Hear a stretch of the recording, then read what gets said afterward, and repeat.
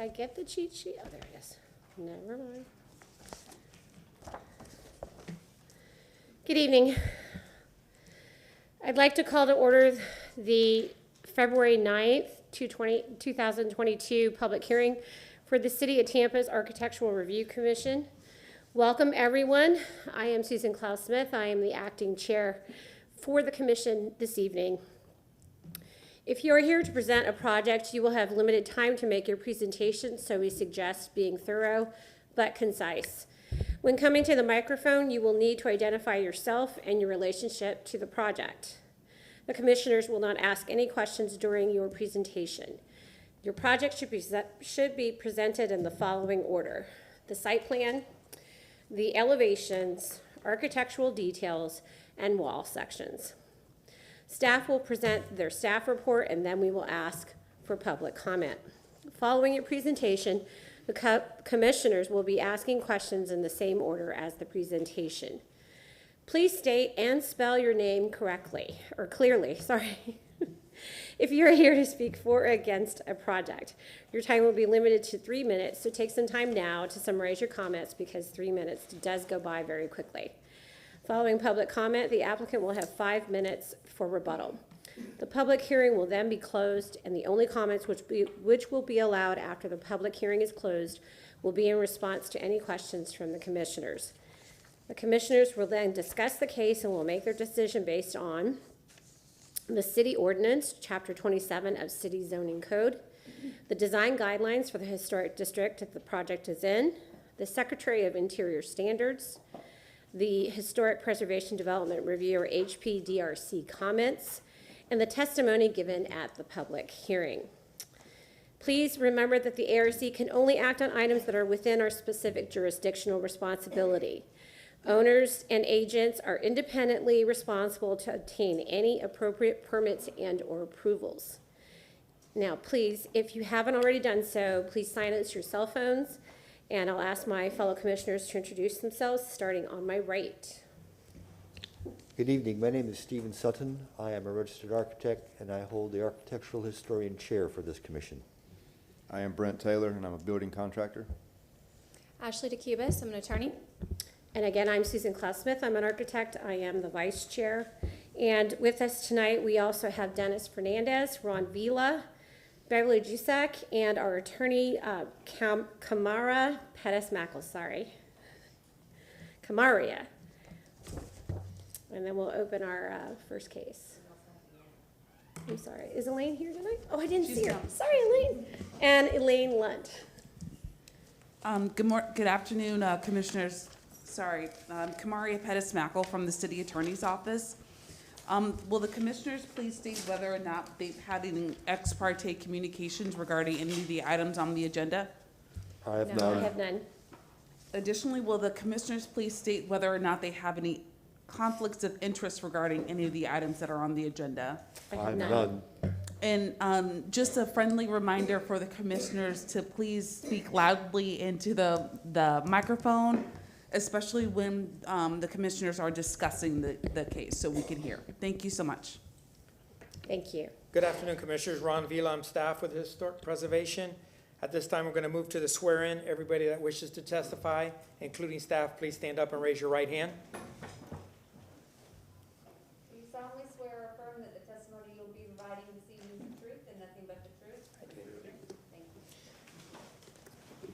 At this time, we'll move to the first case this afternoon, which is ARC 21-488. This is for the address of 1702 West Chaton Avenue. This is in the Hyde Park Historic District. Currently, there's a vacant parcel. There was a non-contributing structure there that received approval on October in 2021. The pictures are show the structure that was there and then the removal of the structure. The request this evening is for a certificate of appropriateness for new construction. There is a primary structure, a detached accessory structure with site improvements. Some previous action on this case, it was continued from October 2021 to January, and then again from January 3rd, 2022 until this evening. At this time, I'd like to go through a quick photo presentation for you to get you familiar with the site, and these will be available if you need these throughout the public hearing for discussion purposes. On the monitor, I like to start with the Sanborn map from 1929, kind of shows the fabric that was prevalent in the early 1900s. Property in question is in the shaded green area. It is on the corner of an alley and Chaton, which is the primary street. There are two alleys that surround this property. You have one that runs north and south, and then you have an alley to the rear of the property that runs east and west. You could use the Sanborn map to show the front yard setbacks that were established in the early 1900s, and these structures here are still there today, and I believe they will be used as part of the setback averaging. Moving to an overhead shot, property in question is here. This is in the RM24 zoning classification. If you look at the rooftops of the structures here of the abutting site, you kind of see the density and the scale of some of these structures in the immediate vicinity. Once again, primary structure faces Chaton. You have an alley that runs to the east, north, and south, and then behind the property that runs east and west.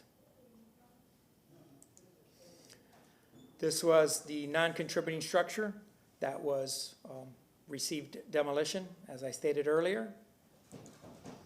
Just looking at the approach to what was there, front-loading garages are obviously atypical of the area with the approach from the primary street. This did not receive approval through this board. That was built prior to the ARC's existence. This shot here, I wanted to show the parkway. That's very important. Pedestrian experience and quality of life as the cars are on the street. You have this recovering area. Then you have the linear sidewalk. Then the retaining wall that's going to remain on site. This is the abutting structure as you get into Chaton, into the neighborhood from Rome. This is to the west. This is looking at a street shot, looking back down Chaton towards Rome. You see some of the fabric that's in the immediate vicinity. This is directly across the street. I wanted to show this structure. There's a variety of approaches, vehicular approach to the site. And this site has no access from Chaton. It comes off the alley. This is the side of the non-contributing structure, just to kind of show the massing and the footprint of what was there. Once again, this is the structure to the west. This is the side of the non-contributing structure that was removed, abutting the alley that runs north and south. You see the proximity of the structure to the property line, which was indicated by the fence. This is the condition of that alley. It's a very good condition, meets transportation standards. Moving to the rear of the non-contributing structure. This is looking from the back of the structure and looking at the expanse of the parcel as it approaches the alley to the rear, which is this alley, showing the condition of that alley. And then when the two alleys meet at that intersection, you have the north-south alley and the east-west alley, both in wonderful shape. And the last shot, this is showing the removal of the non-contributing accessory structure. I believe that there's going to be some discussion of trees that were left on site. This is one tree that is going to remain. These trees here are within the footprint of the subject site. And then there's some trees that run on the abutting property line that will show up on the site plan and the survey. That concludes the photo presentation. At this time, I believe Mr. Grunke is going to address the board. Thank you.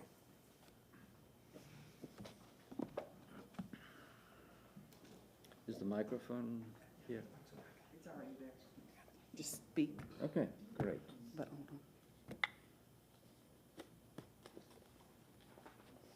on. I'm Roger Grunke, architect and contractor, and I'm pleased this evening to be here representing TB Homes.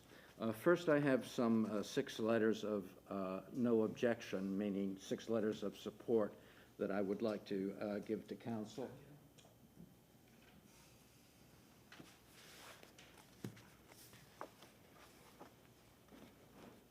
And, okay, great. So, beginning with the site plan.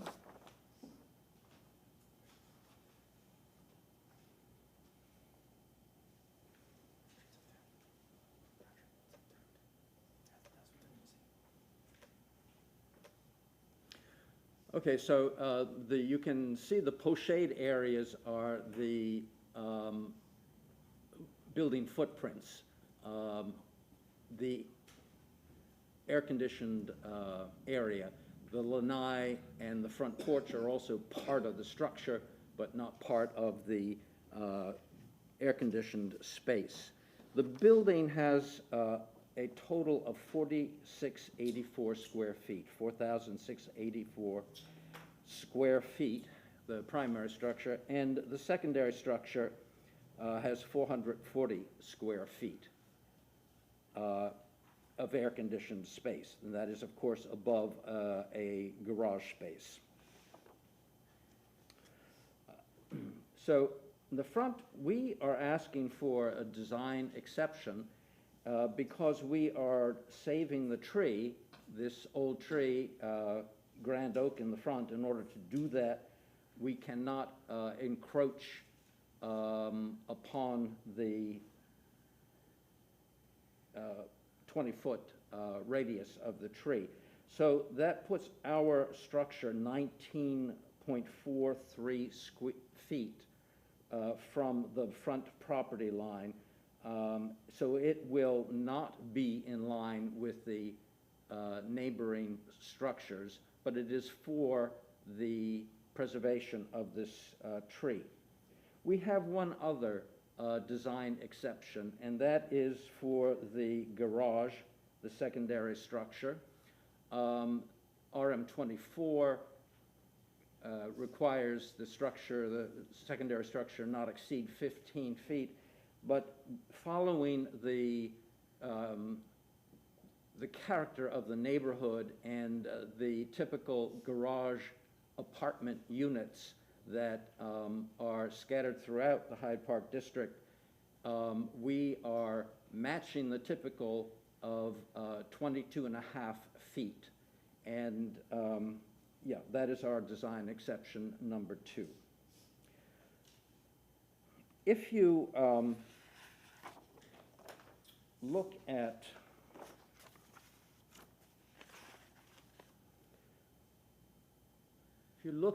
the neighborhood, this right here is the proposed structure. And I will say that this I took off Google Map, but naturally the proposed structure was not on Google Map. I estimated it from this, which is a surveyor's survey. But what I'm trying to show you here is the size of our proposed structure to the footprints of the buildings in the neighborhood. And clearly, this does not, even though it is a full 4,600 square foot primary structure, it does not stand out as a large structure in terms of its footprint. And naturally, its height is controlled by the RM24 regulation. All around it are a series of commercial multifamily properties. So let's just reflect here a moment. RM24, this property is 60 by 125. It has 7,500 square feet. Working with the Tampa Hillsborough Planning Commission, they assured me that with the future land use of residential 35,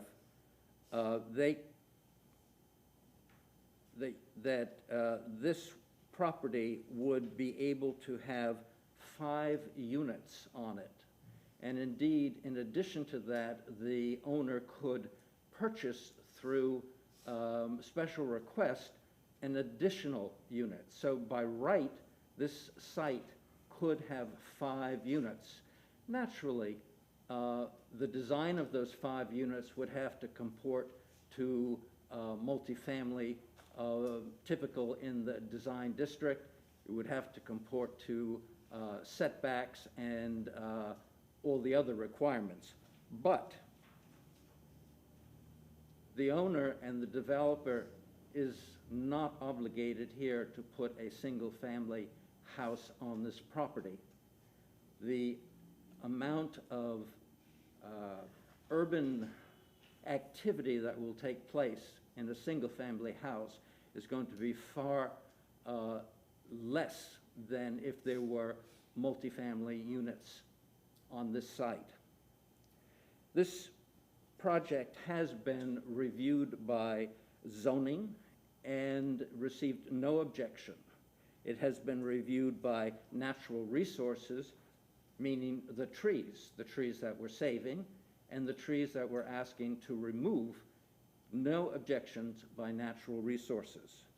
Stormwater has reviewed it, no objections.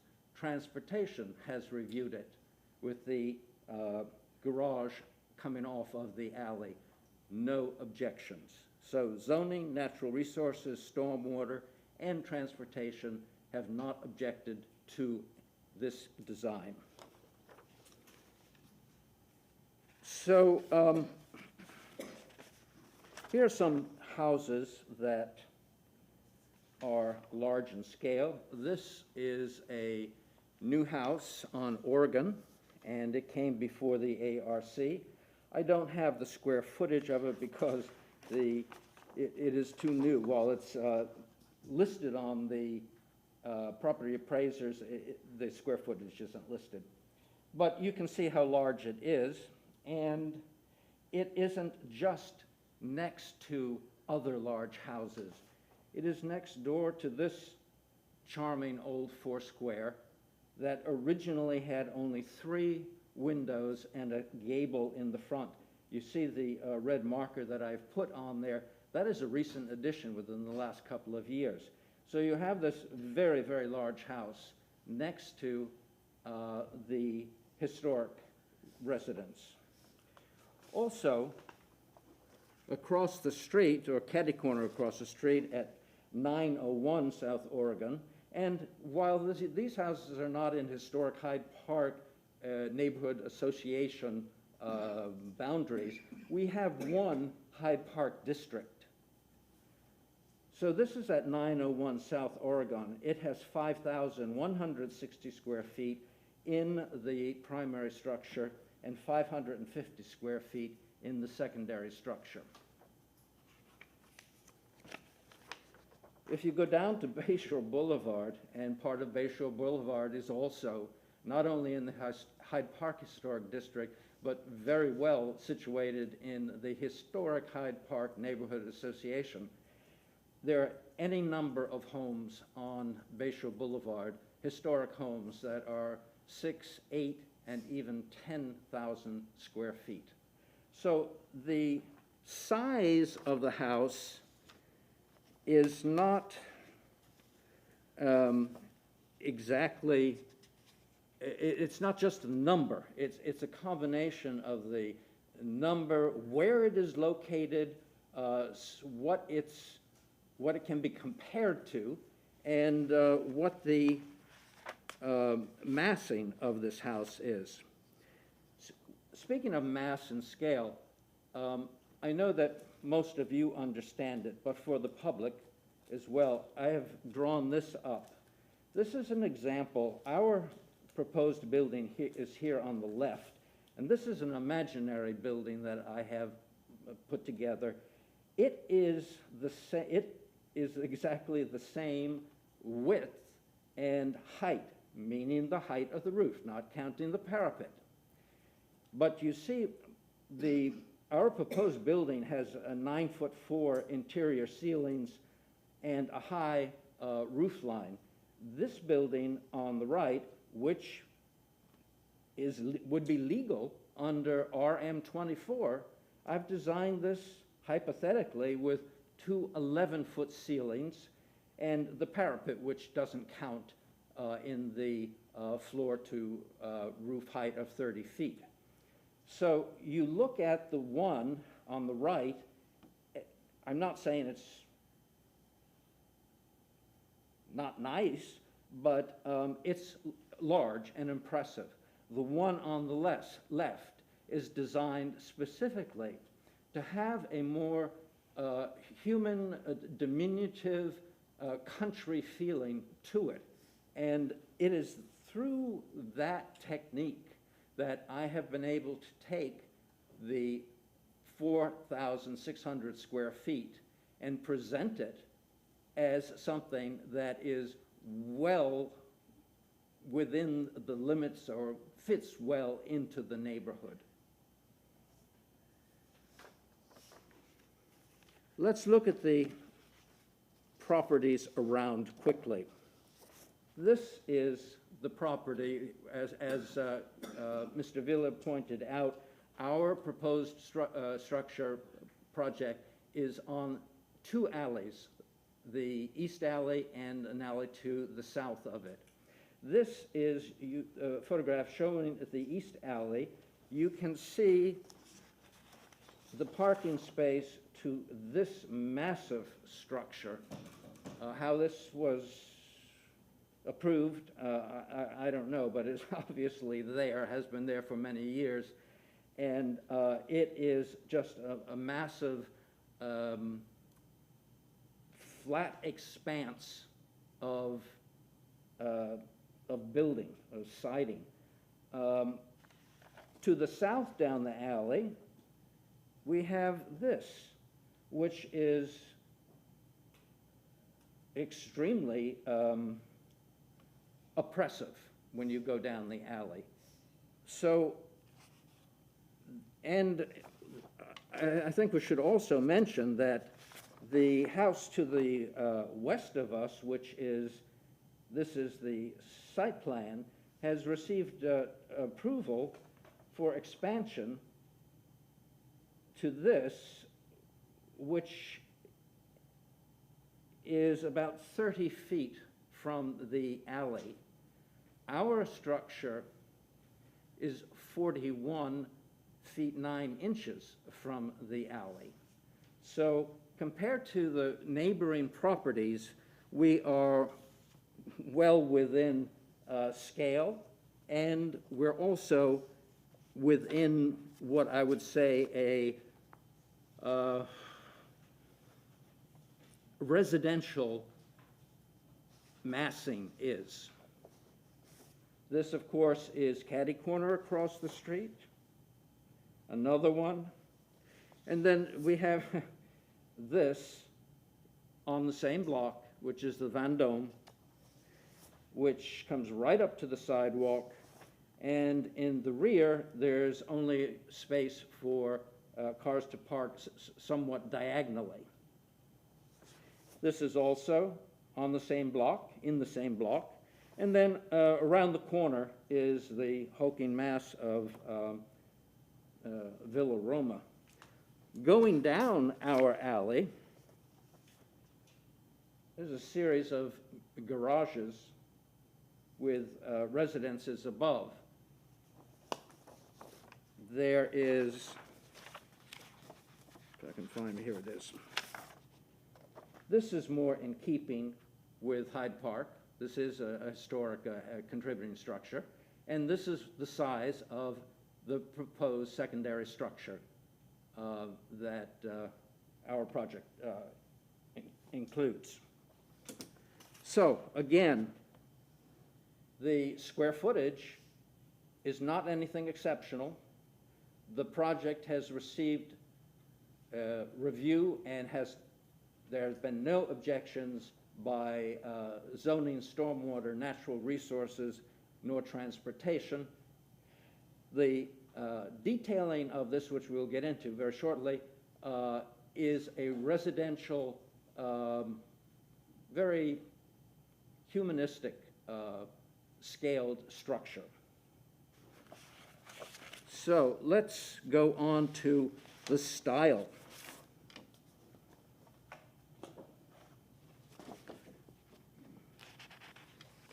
So we are talking about farmhouse style or pre-railroad. This is an example, and you'll notice, if you will please, that this roof this is not an addition. This is the style of the farmhouse, the main gable-ended structure, but the rear of the structure has a shed roof. Here you can see out of McAllister any number of, again, there's the main structure, and then, well, this is part of the main structure, but the rear of the structure then has a shed roof.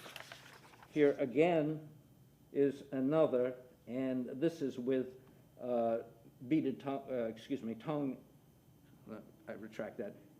The siding is board and batten. So there's historic precedent for all that. And even here locally, this is I believe it's, I can't remember whether it's the Kate Jackson Center or the Anderson Center, but this is the community building in that fine park. And this is also on Morrison Avenue in the same district, and you can see the board and batten in the rear.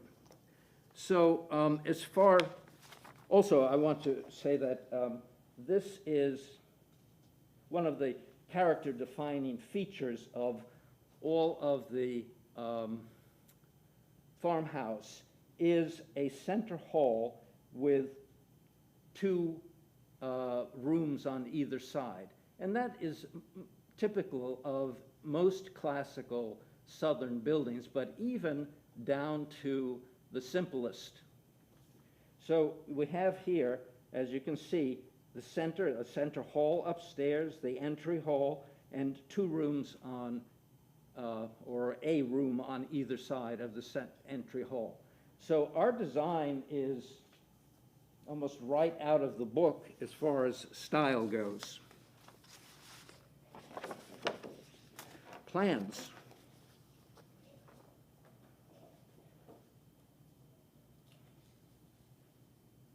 This is a letter from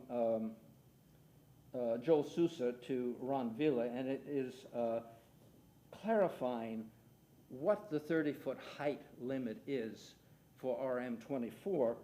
And it's in Sousa's letter to Joel Sousa, in his letter to Ron Villa, he states, height is currently measured from the finished floor elevation.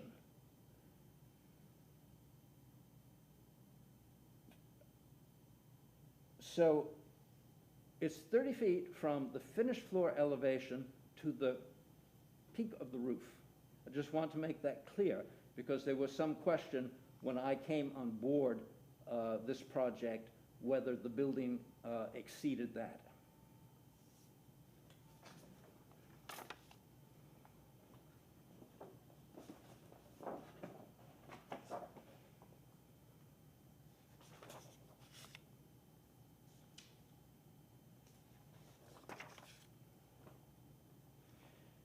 So this is the front elevation. The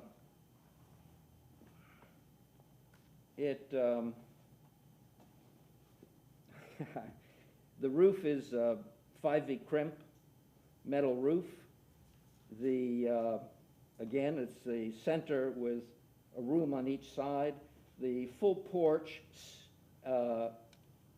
is very simple in that the columns, and I will show you details of this in a moment, but the columns are just a simple base and a simple cap. There are no classical capitals on farmhouse structures. So there's just a bit of trim around it, and that's it. It is a suspended porch, even though the house is a stem wall construction. The reason why it is a suspended porch is because of the setback for the trees, or for the large tree out front. Again, let me point out where this is the tree we're speaking of, and you can see here the circle goes underneath the porch.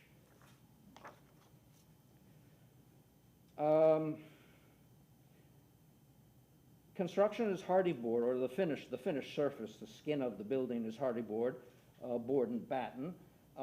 Details on the building will be of AZAC or equal, not be of wood, but painted. There will be indistinguishable from any wood detailing. The trim around the windows I have taken off of contributing structures in terms of scale, size. The details of the sill are the same as I have in my 1912 bungalow. The windows are absolutely typical of that period. These will be single hung, but originally it'll still look like the double hung of the past. We will have gutters on the house. They will be the classical half circle gutter, and they will be going to leaders on either side. The second floor does not have guttering. We have the standard cheek walls and the standard well, we don't know. We have wooden steps going up to the front porch, and that again is because of the tree. side of the structure. This is the east elevation. And if you will please note the dotted line across here. This elevation faces the alley, and on the alley side we shall have a 6-foot fence. It'll be a wooden fence, whether it's board and batten or whatever, hasn't been determined at this time, but still a standard wooden fence. And the reason why I'm calling this out is because it will hide all of our mechanical equipment. So you can see the pool heater, the pool equipment, the air conditioning compressors, the tankless water heater, all will be concealed behind the 6-foot wall. And in reality, when you are walking down the alley, that 6-foot wall is even higher. Plus, with perspective, there's no way that you're going to be able to see any of this from public space. Of course, as it comes to the front of the structure, the fence makes a right angle and has a gate there. So again, from the front, you will not be able to see either. There was some question when I started this. Staff had suggested that the secondary structure have a window on the alley side to make it more, friendly, more in scale with people. The problem with that is that this is a garage, and the floor of the second level and the construction is 7.5 feet above the floor of the garage, and then you have a 16-inch truss. To put a window below that and to have the fence, the only thing you're going to see is the crown on the window. So I drew it, and then I looked at the fence and considered the factor of perspective, and I said, no, better that money be spent on the building itself, where it will be seen and appreciated. So for that reason, there is no window on that side. You can see that the windows are, they're not lined up like classical, but this is not a classical building. This is a farmhouse.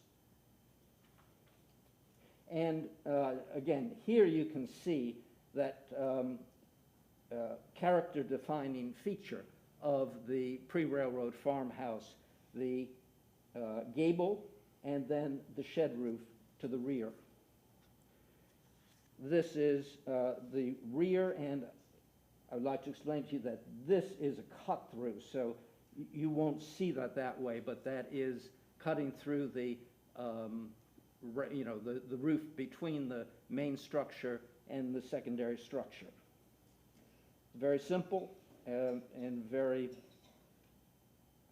elegant.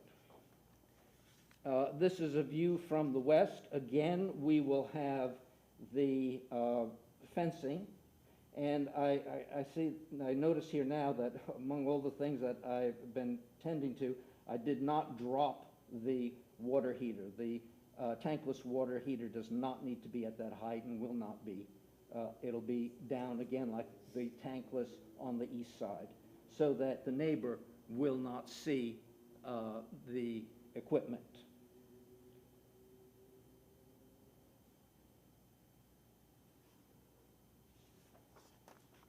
These are elevations of the secondary structure. This is what one will see from the alley. And this is a elevation that nobody really will see because it is the eaves of the secondary structure are within 5 feet of the eaves of the main structure. So all you will be able to see from the main structure is the board and batten siding of the house. Here are some details. So let's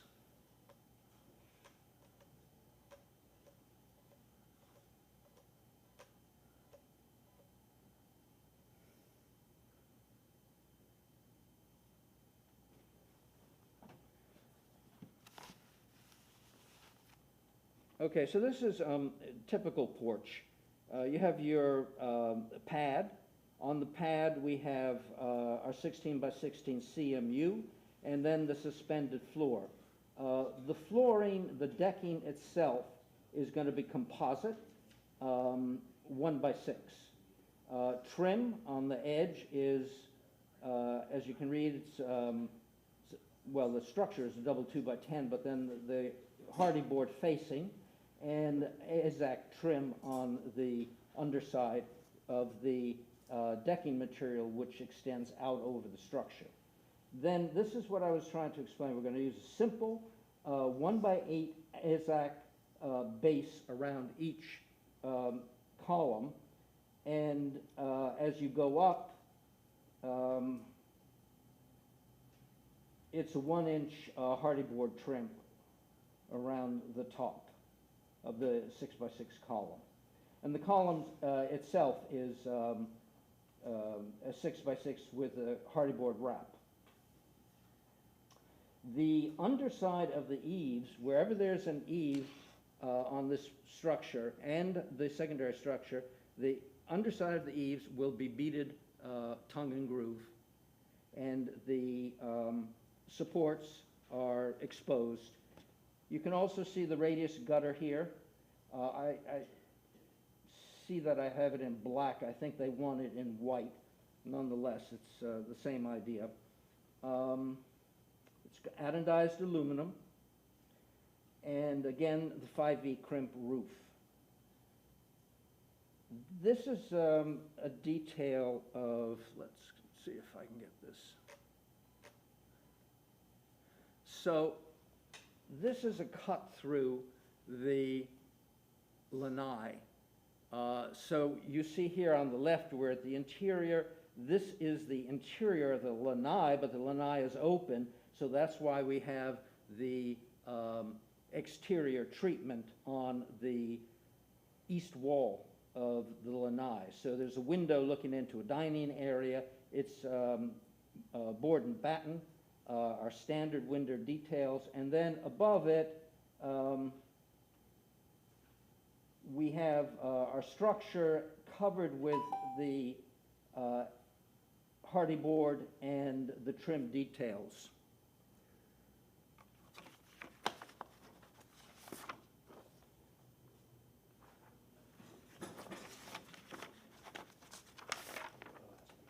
That then looks like this.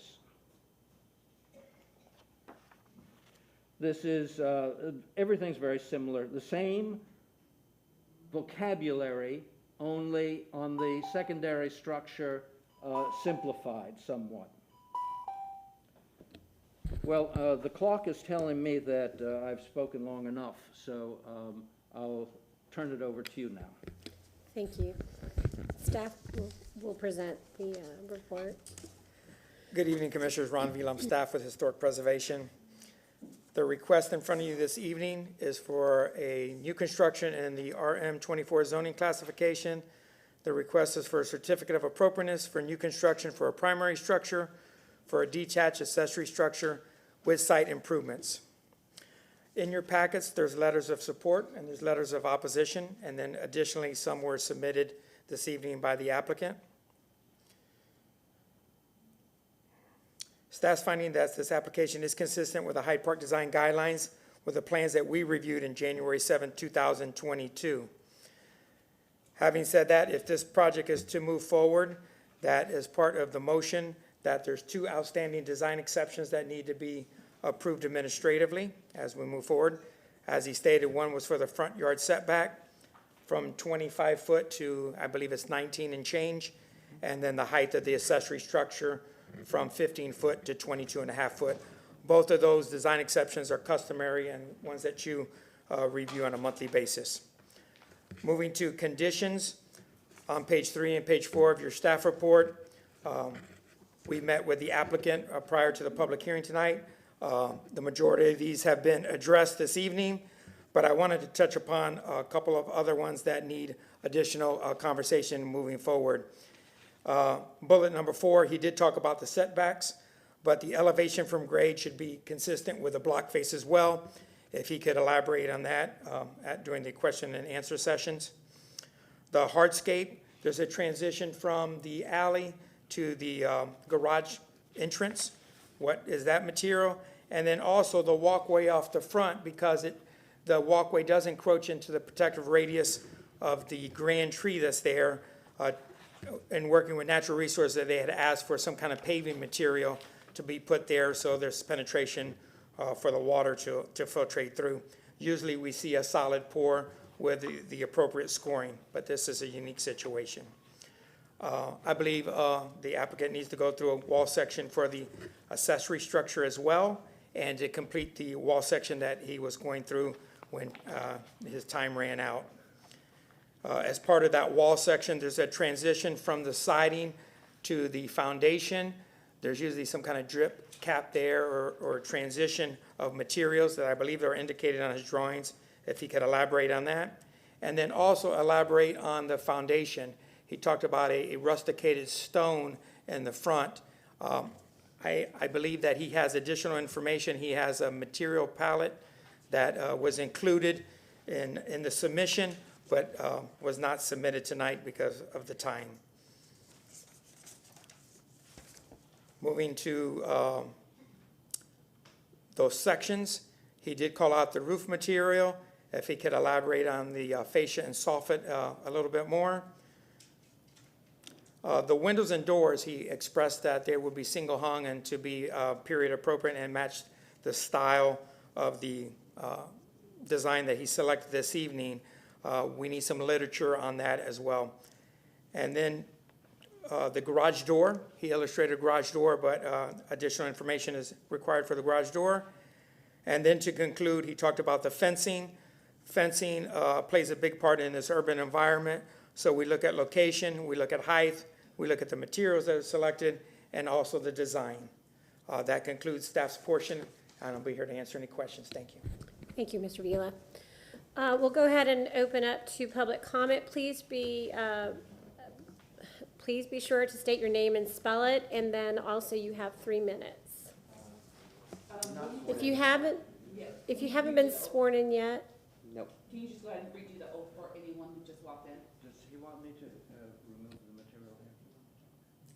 No, okay. Okay, just one moment. For anyone that hasn't been sworn yet this evening, could you please stand and raise your right hand if you're going to speak?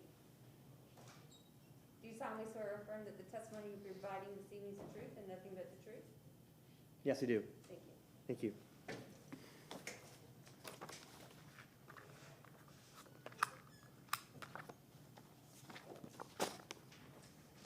Good evening, Commissioners. My name is Drew Newman, and I am the next door neighbor.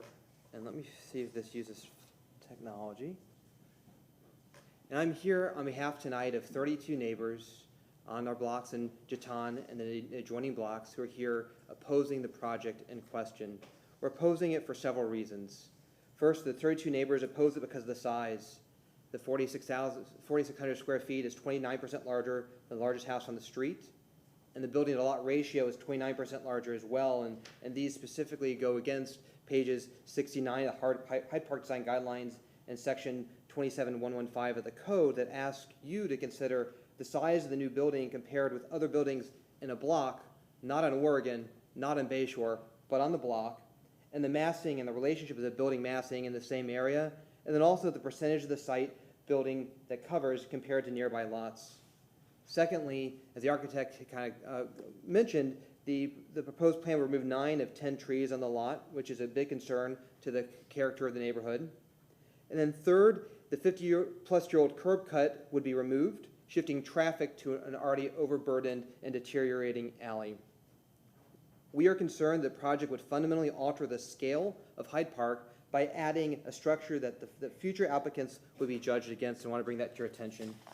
And here's a map, it's in the record as well, along with the petition of the 32 neighbors showing the property in question and the neighbors all around that are very concerned and asking you to please reconsider this proposal.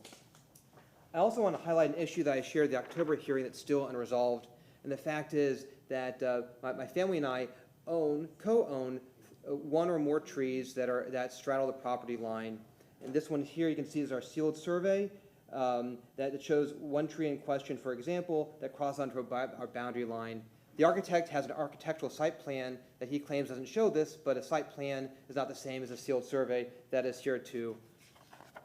Natural Resources noted this, and has noted the fact that without our consent or evidence that the tree is somehow moved off of our property, they can't remove at least one, perhaps more, of the trees that are shown here on the site plan that are essential for their proposed water line, proposed gas line, and proposed drainage.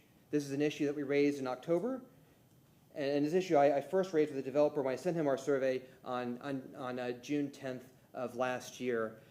It seems to me that before this goes all the way up and perhaps it has a court resolve who owns the trees, that it would be in everyone's interest to have the tree issue and who owns it resolved before you consider it, so that the architect doesn't have to come back to you with a new design to deal with the trees issue. Lastly, I just want to highlight the fact that at the October 6th hearing, the commission and staff asked the developer to work with the neighbors to try to find solutions. We're trying to be reasonable, but to date, the developer hasn't contacted any of the 32 neighbors.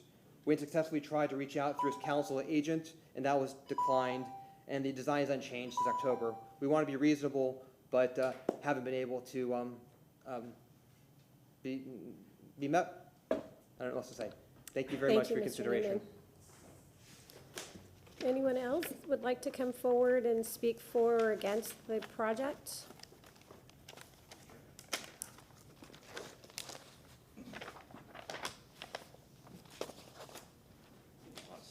I know.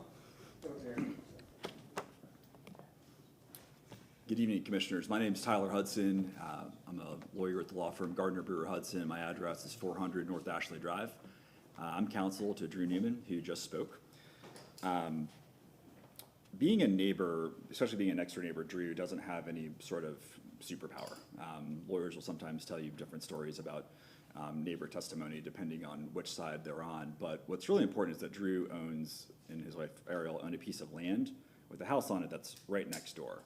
And the design criteria that you enforce tonight, that you enforce at every one of your meetings, has 11 components. 2 of those, which are I think at issue with this presentation that Drew I think did a good job describing, relate to scale, and the other relate to site coverage. And those are inevitably tied to what is next door. And that's, I think, the biggest issue with this project. I think Roger, the architect, did a very good job describing the zoning and the lack of zoning issues. And I don't think there's really much quarrel from a zoning perspective. This is in a Euclidean zoning district, which is RM24, which affords a property owner pretty significant dimensional leeway. You can build a very large box. And that's really what's before you here, is a property that's taken full advantage of those dimensional regulations with respect to setback and with respect to height as well. But this isn't a zoning board. This is a design board that's charged with implementing the Hyde Park design criteria. And the 2 that I want to address in particular are, first is scale and the precedential value that I think your decision tonight will set in terms of really re-altering, not for all of Hyde Park, not for the entire world, but for people that live on the 1700 block of Chaton, what scale really means. So adding height that doesn't blend or maintain. At 30 feet, relative to Mr. Newman's property, that's coincidentally a 30% increase in what is right next door. Respectfully submit that that's not blending, it's not maintenance of the scale that's already been established. The next point I'd want to mention is on site coverage.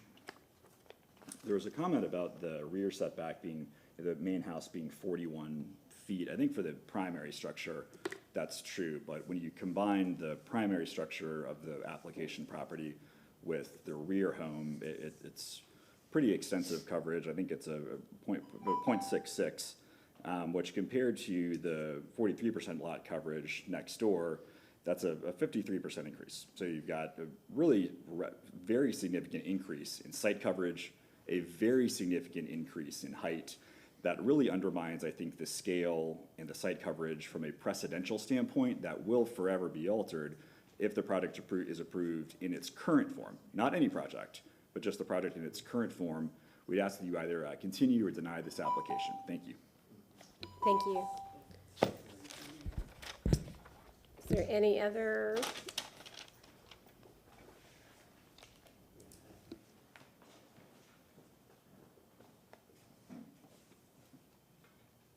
Good evening.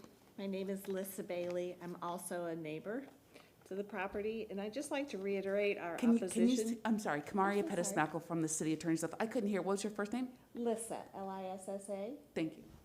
Bailey, yes. Just reiterating, on behalf of many of the neighbors, our opposition to this proposed plan. Like many others, we're particularly concerned with the destruction of trees, the scale of the proposed buildings, and the change to alley access. The proposed plan includes the destruction of numerous trees, including several very mature, beautiful oak trees. These trees provide character, depth, charm, not to mention much-needed valuable shade, not only to the house site, but to multiple neighboring properties as well. In my opinion, it would be unconscionable to chop down these magnificent trees that have been there for generations. Maintaining the street access could save 4 large trees. I'd also like to note with regard to the alley access that the segment that was shown in the picture of the alley, the only section that was shown, is not representative. It was a little portion of it that the building at 911 South Rome privately paved adjacent to their parking lot about 2 years ago. The rest of the alley and the other one that's perpendicular to it are in total disrepair. They're just falling apart, to be honest. And also, simply put, the house is just way too big. It and the auxiliary building are hugely out of scale. I think they would look awkward, out of place, and unattractive. And the fact that this committee that reviews architecture even exists, I think, speaks hugely to the importance of maintaining and protecting the character of the neighborhood and allowing only designs and plans that are appropriate to be approved. The proposed plans for these buildings are appropriate for neither the lot nor the neighborhood. Thank you. Thank you. If there's anyone else who would like to come forward? Seeing no one else, we'll go ahead and close the public comment. Okay. So we will ask questions, and I will start with from my left with Commissioner Dan Myers.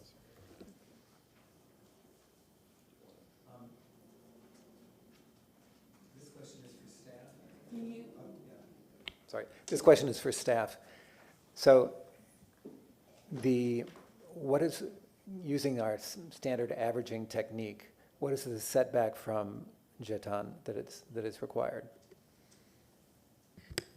I believe I'll let the applicant show the documentation that he has.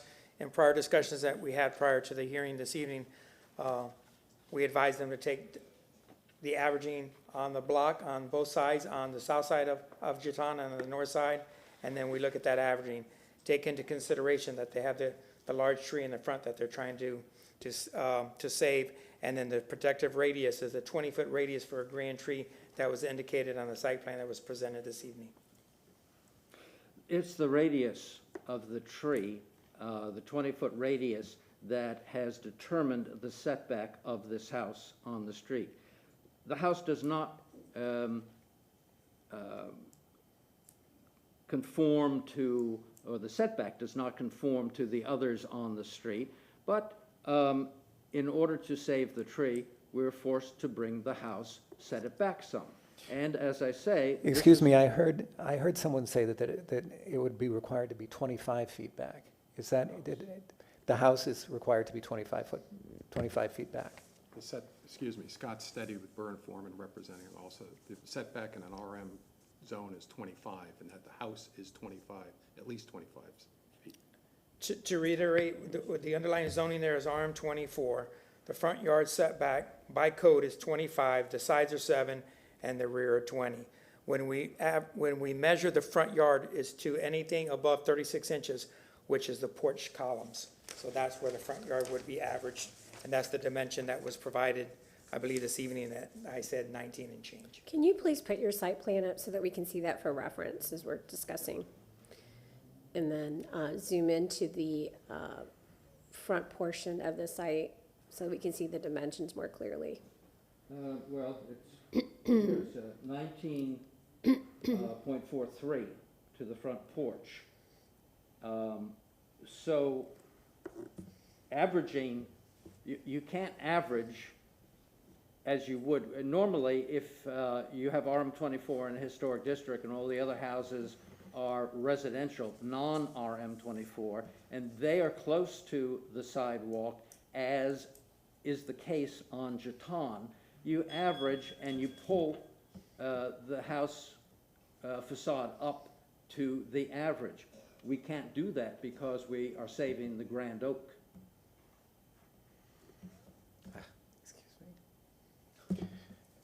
I apologize. The house should be 25 feet back. Only in RM24. That's the difficulty. RM24 is in working against the standard way that we set the setback in a historic district. In this residential district, you would average the houses on the street, and your house would be set back whatever that average is. So what is that number? What's the average? If you were to do that exercise, I would assume that you did it. What would that? We didn't do it because the tree prevents us from bringing the house closer. If this were to, house were to be built to conform more strongly to the setbacks on the street, we would encroach upon the tree, and we can't do that. So There's 3 parts to this problem, and we're missing one of them. we don't know what the number is. I think the point being made here is that they determined that saving the large tree was more important than meeting the average of the setbacks on Chaton. Right, but we're, And I'm not giving an opinion on that at this time. What I'm asking is if we had a number, even within a foot or two, for tonight's exercise, would that number be closer to 15 feet? right, we need a baseline. Correct. I realize that we Yeah. can't go any closer. Yeah, we can't go any closer. Got that, but the zoning says 25, which is further. Right. But what's the delta? Zoom it in and then zoom it in. However, our, There and then zoom it in. Well, I mean, 6 feet. Can we have the Elmo, please?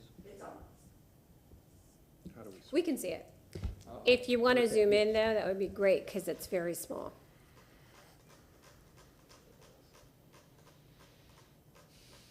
Okay. This is the next door neighbors. And we are trying, there it is. What You'll does need to it pull out a say? little bit because now we can't see the neighbor at all. 25 to the house. Okay. I don't see that number. It's right there. I see So- that to the roof line, to the overhang. Well, we don't have that on this document. No, the dimension was being struck to the overhang, not the face of the building. The 25 feet. Well, it's not the overhang, it's the porch. That's what we're showing here, the 19.43. Okay, we can't. So really- this will set back, Thank you, Ron.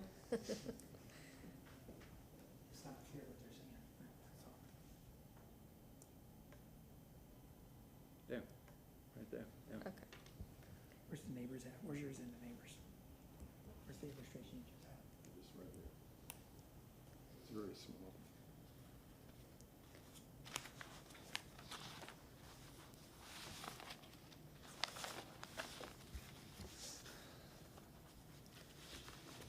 So the subject property that we're discussing tonight is kind of in that greenish shade, and the Yeah. profile to the left These are is the both- neighbor. These are both the neighbor's house. This is before and this is after.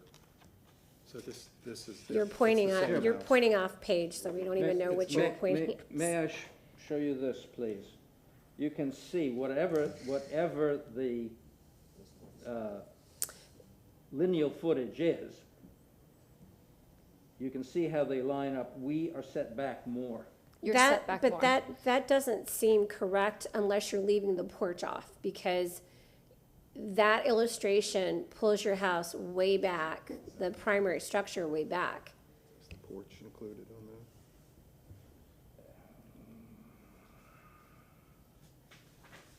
I don't think it is, when you put it there.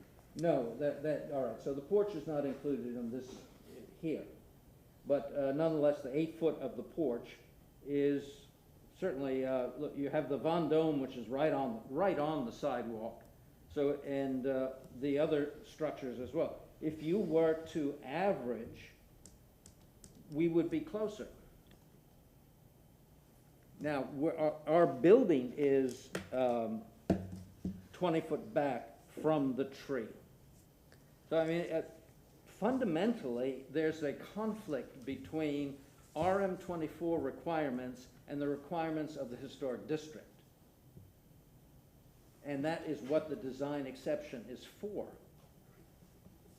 And so we're asking a design exception for that reason, so that we can maintain this wonderful old oak tree.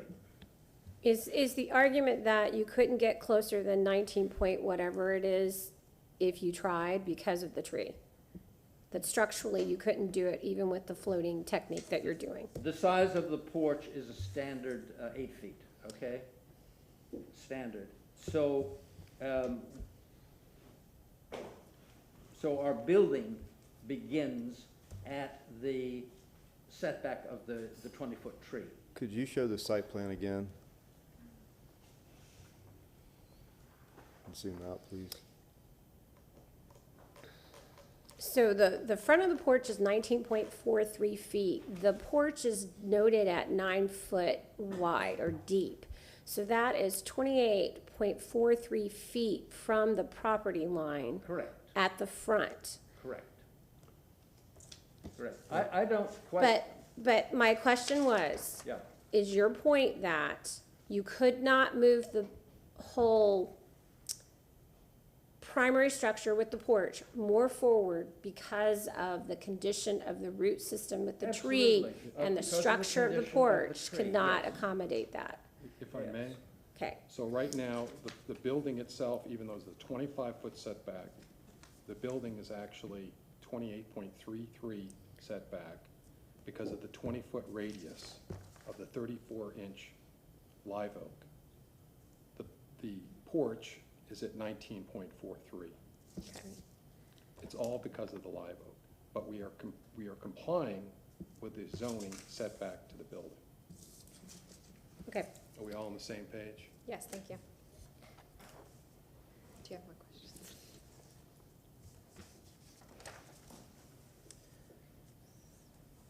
you know what, I think before we do any more questions, can we just go through the rest of your presentation? Because there were a lot of things on this list that did not get checked off after we went through staff report. So if we could start with your elevation from grade, that was the next component of the site discussion that was not talked about in your presentation. If we could quickly look at the elevation from grade and then try to hit all the rest of the bullets before we start asking questions. You want to go review the elevations again? The elevation from grade of the house, so the primary structure, meaning we typically will see that discussion from the crown of the road or the sidewalk or something, and that comparison with the other structures along Chaton, that primary facade, to understand that it's within that same language in terms of a historic precedent. Well, the structure is the finished floor is 3 steps above the grade, and 2 steps, the front yard is 2 steps above the sidewalk. So that is in keeping with everything else on the street. There's variation in the heights. Some houses on the street have 2, some have 3, some as many as 5 steps. But this is more of the average, 3 steps to the front porch. The height of the first floor is 9'4" construction, and also 9'4" for the second floor.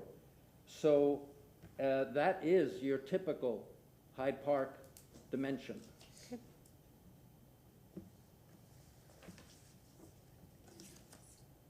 Would you like do you have our staff report list? Excuse me? Do you have our list from the staff report? Yes, I have your staff report. Unfortunately, it's buried here, but did you want to go through the products? Well, we absolutely want you to go through all the items that were not discussed yet. Because otherwise, we're gonna start asking questions, and you may be able to just present what you intended to present and answer a lot of those questions for us. The next one is about the hardscape, the scoring and the retaining wall. Excuse me? The next bullet is about the hardscape. The hardscape, yes. Well, that's part of the product package. Here, here's an extra copy of this Oh, stuff. okay, thank you. It's page 3, under conditions.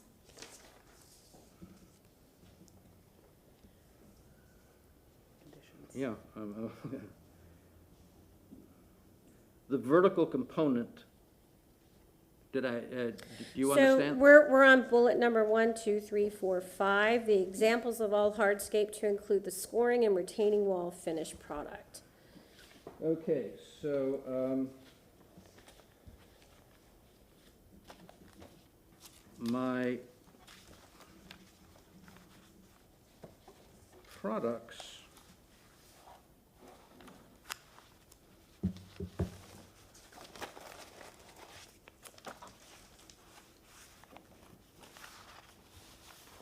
which I had a moment ago are not here. Did any of the gentlemen possibly pick up the product list? It's stapled together.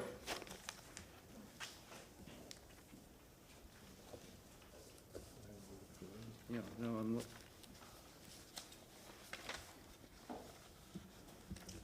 I was here in October, and this nightmare happened then, too, so this is a,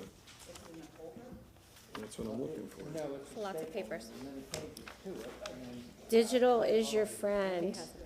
Okay, All right. yeah. I like paper too. So, all right, so the hardscaping. The typical hardscape in Hyde Park is concrete. We cannot put a concrete sidewalk underneath the area where the tree is. We'll go back to the site plan.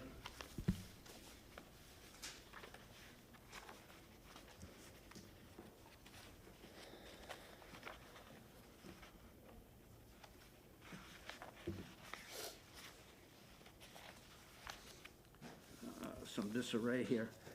But in any case, so under the tree, our front walkway, it will be concrete pavers. That will allow the percolation, and this is approved by Natural Resources as something that can be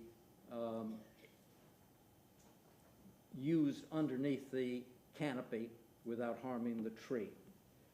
Other hards, all right, the concrete drive in the back is simply concrete scored. So the driveway to the secondary structure is concrete, scored. And the retaining Then wall? the area around the pool is travertine pavers. And that's all the hardscape on the project.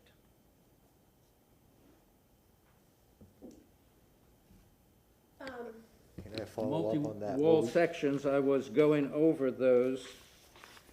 Here they are again.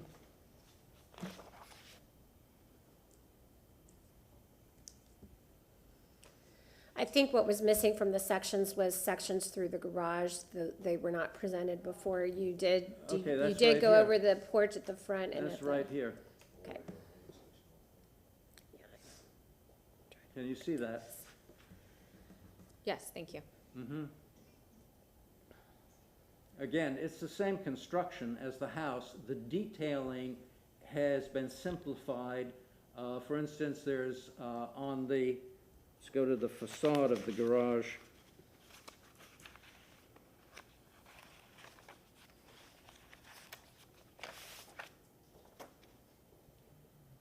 There's no water table on the garage. What I've tried to do is establish a hierarchy in the design. The primary structure has a water table and the garage not. Otherwise, it's the same construction. The overhangs are the same, beaded tongue and groove. You would naturally see the exposed rafters. The rafters would be sistered on to trusses in a standard construction. The roof, again, is 5E crimp. So, as I said, it is an extension of the main structure, design, materials, skin, windows. The only difference being the detailing, such as the water table and the frieze, which happens here on the main structure, does not happen on the garage.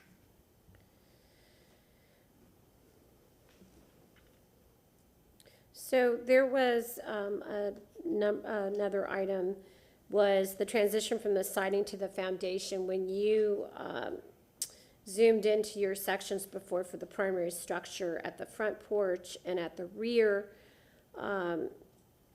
the siding obviously is not there, but there is still some question about how you move from those as well. So if you could go over from the siding to the foundation at the typical wall section, and then the transition from the porch at the front, from the porch deck and trim board to this, what do you call it, rusticated CMU stone that you have. So there's two conditions to look at in your details. May I have the Elmore, please? You do have the Elmo? Okay, thank you.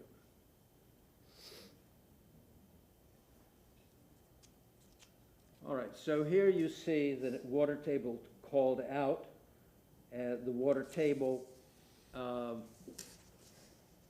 terminates the siding, and then below that, this is not rusticated. On the side of the house, it is not rusticated because it is not seen, so it'll simply be CMU, stuccoed, and painted. And then at the porch?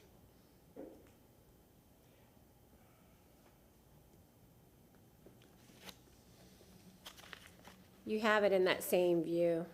In the section or the? No, the one you have up on the Elmo right now. If you Right now? just move it back up so we can see the bottom of that illustration. There you go. Okay, so the band that sits on top of the water table turns and follows the front elevation, along the front of the elevation of the house.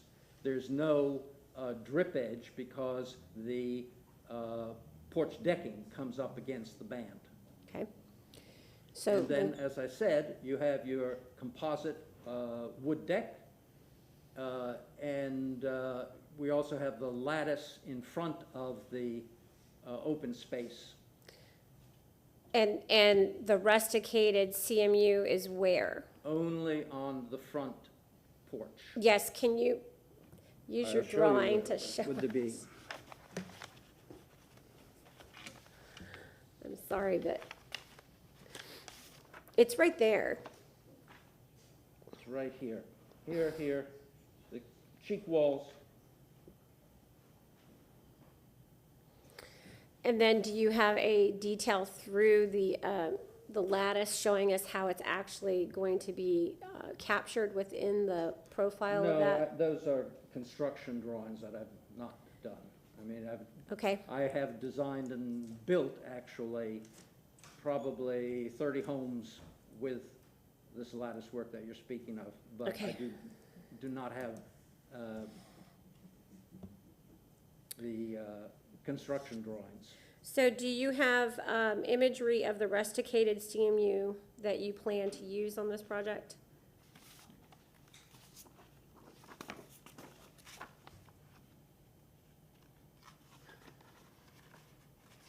No, it's standard rusticated concrete block. Shall we go through the product line all the way from front? If you have it all in front of you, please do. Okay, good. This is on the front of the house and on the... Can we zoom out, please? Pardon? Can we zoom out, please? Thank you, Dennis. Secondary structure, we have one type of electrical fixture, this being that. It's on the front porch and on the secondary structure, both up on the second level and the garage also.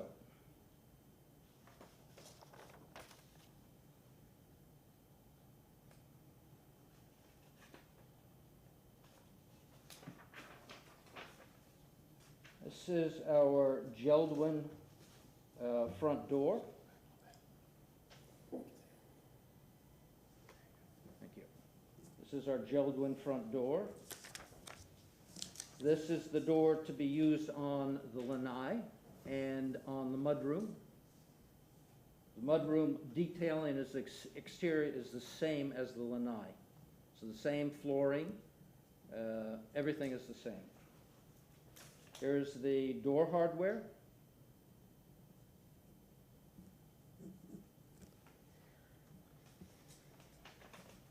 This is the sightline wood-clad casement. Now, the sightline makes both the casement as well as the single hung. You see on the elevation what the single hung looks like. This is what the casement. See, there are several casement windows both on the secondary structure as well as the primary structure. Number of divisions is anything you want, but meaning the contractor, the buyer, can order as many divisions as he or she wishes. But what we have on our elevations is the division that we are asking for. Not necessarily shown in the Geldwin literature. Here is our Copley impact garage door. And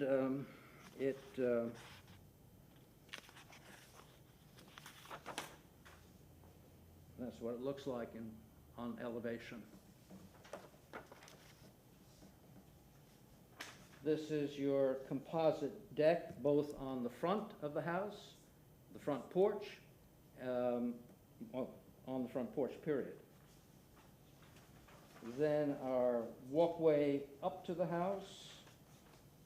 This would be the pavement on the lanai, on the floor of the mudroom entrance porch, and around the pool.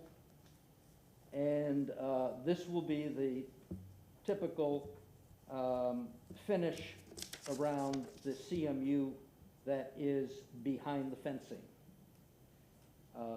Example of your steps and handrail going and guardrail going up to the second level of the porch. Here is the fence that staff mentioned before, wooden fencing, 1 by 6, 6 foot tall, and what the latch will look like.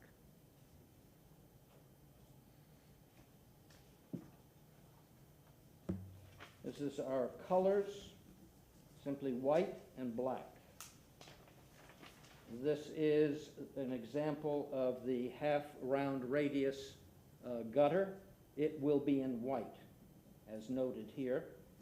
And our mailbox. That concludes the products.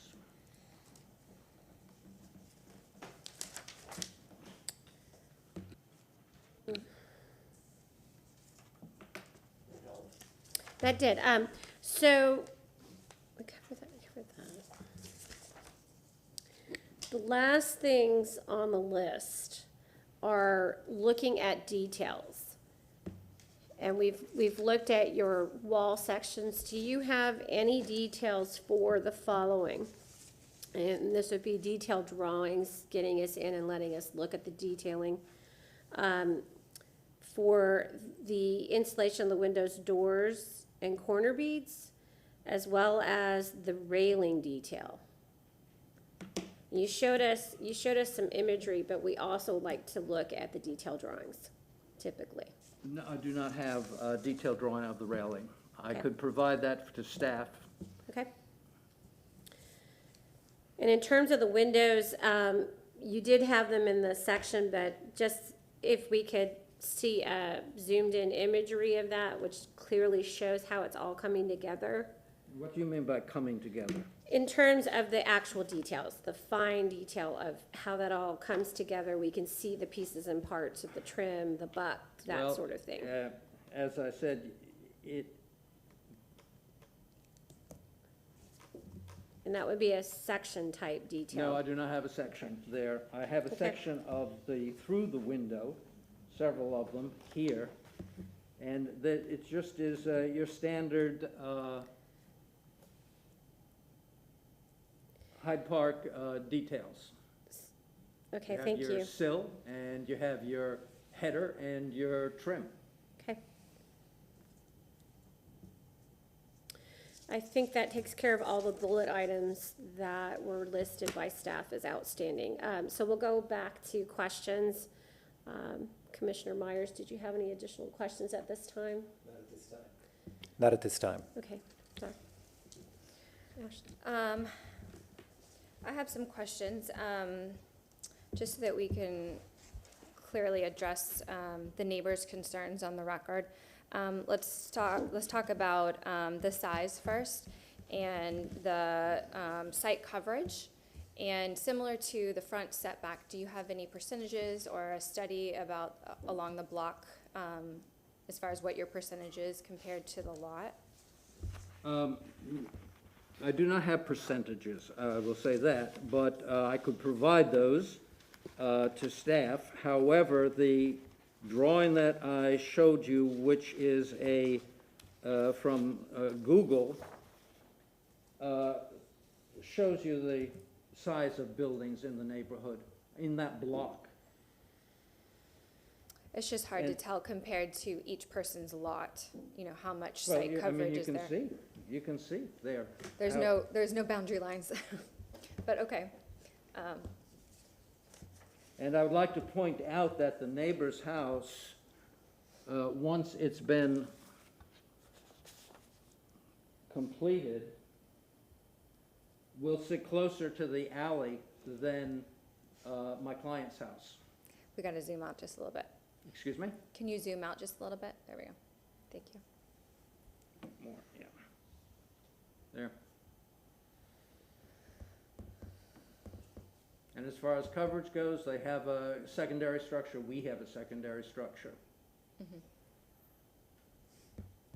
The difference between this house and my client's proposal is that we have a full second floor, Okay. whereas this proposal, I believe, is a partial second floor. Okay. How about those trees along the, All I can say about the, Can I yeah. address the trees? The bottom line is, and I was gonna show, we have the actual, of course, now we have a lot of information, but we had a survey up here earlier, the survey that the neighbor provided to the city when they did it, and the 3 trees are on our property. And the reality is that's not, it is on our property, I can pull out the survey and show it to you, but the trees, frankly, is not an issue for this board. The natural resources approved it. If the tree is on their property, the city will take care of it. It's not an architectural review issue. However, I can show you, if I pull it out, that all 3 trees are on our property based on their survey that they had previously sent. And if I could too, just back up just briefly. I drove out this morning and if you just drive down the street, of the 15 homes, structures on this property, 7 of them are large multifamily homes. And what was put into evidence are pictures of those homes, those structures, those multifamily, to give the perspective of the scale compared to what we're doing. And they're either larger or of the same scale, and of those 8 homes that are on the street, if you look at it, a number of them are much larger than the neighbors. So I do think we put into record the relative scale of this home relative to the street as a whole. Thank you. The other question I had was just, did you ever look at street access? Was that ever considered rather than the alley? If I could address that as well. We originally, my understanding, proposed street access, but staff correctly pointed out that it's not historically accurate and that the street access should come off the rear. Okay. So we changed the design based on staff's comment, but also is totally reasonable. And I also say, when I drove down the street today, there's numerous cars parked all along that street, and it should be rear loaded. But basically, we changed the design to reflect the historic nature of the street. Okay, thank you. Those are all my questions. Commissioner Taylor? I don't have any right now. Gentlemen, I would like to continue with the discussion on hardscape. There's 3 elements that I would like you to address. I noticed first, I noticed from the photographic record that was presented by staff much earlier. Having difficulty hearing you, please. I recall, I have 3 items respecting hardscape issues that I would like to have you all discuss. First, I recall from the staff's presentation a photograph of the sidewalk that's running in front of your proposed building site. And that sidewalk is pretty well chewed up at this point in time. At least it appeared to me. I noticed that there were some safety markings placed on that sidewalk. Are you making a proposal as part of this design to repair and or replace that sidewalk? 2, there is a low wall separating that sidewalk to your front yard. Is that being maintained, and so how are you planning on finishing that? 3, we discussed your sidewalk and your pool pavements. What are you doing for your apron for your garage? What are we doing? What to the garage? Your driveway apron to the garage. Driveway to the garage, those are the 3, right? Those are the 3. The driveway from the alley to the garage is scored concrete. It would be scored less than 100 square feet for each area. So there'd probably be just a score down the middle. That is what was typical.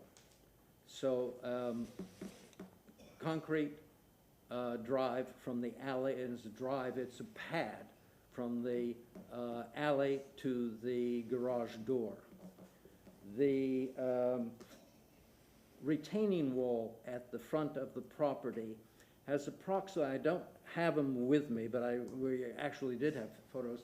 It is about 10 lineal feet of the original rusticated concrete block. The house that was built in the 80s, which we demolished, had continued or replaced portion of the wall with modern CMU stuccoed. So we currently have the original rusticated CMU. We have then modern slick CMU that has been stuccoed and painted. We shall continue with the modern CMU stuccoed and painted because we do not want to start confusing the historic from the modern. Now, what was the question about the first? The sidewalk condition in itself. Oh, the sidewalk condition. Well, we have to sell this house, so we're not going to have anything that is dangerous, and we will certainly work with the city on that. I have not discussed that with my client, who is the developer, but certainly nothing will be, anything that is any damage to the sidewalk due to our construction will be repaired.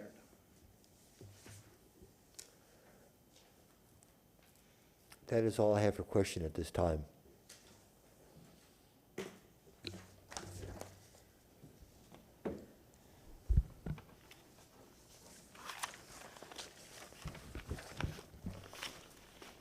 I did have a question, and I'm just trying to find it in my mess of notes. Sorry.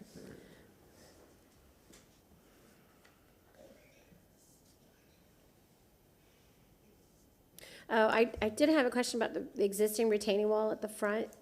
Is there anything that has to be done to that to repair or restore that at all? And what are Yes. you doing? Yes. Now, as I said, I wish I had the photo with me, but there was a driveway, as staff has shown you a photograph.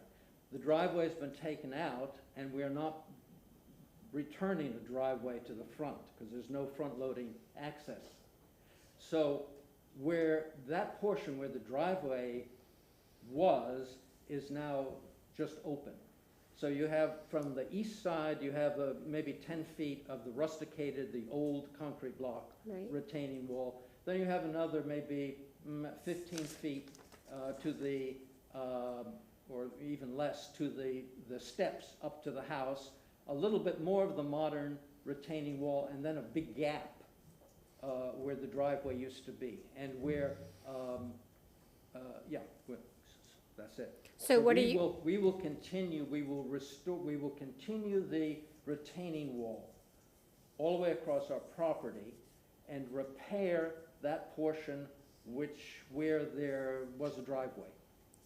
And it'll look the same as what is existing, or be differentiated? No, it will look the same as the modern existing. Okay. Alrighty, what was my other question? Meaning the 1980s retaining wall. And that is what, that's stucco finished? Excuse me? Is that a stucco Smooth finish? stucco finish painted. Okay. Darn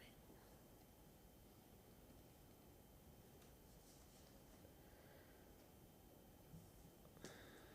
Oh, regarding the windows and the doors at the front and the rear porches, are those true divided lights, or are those simulated lights? They are, no, no, this is insulated glass, so they don't go fully through. They are fixed on the front Okay, and removable on the rear, okay. on the interior, excuse me. So they won't have really much depth to them if you were to look. No, actually, they'll have as much depth as a modern, true divided light. Okay, all right, From the exterior. right, okay. I know I had another one. I'm so sorry, I had a question written down and I can't find it, I know it.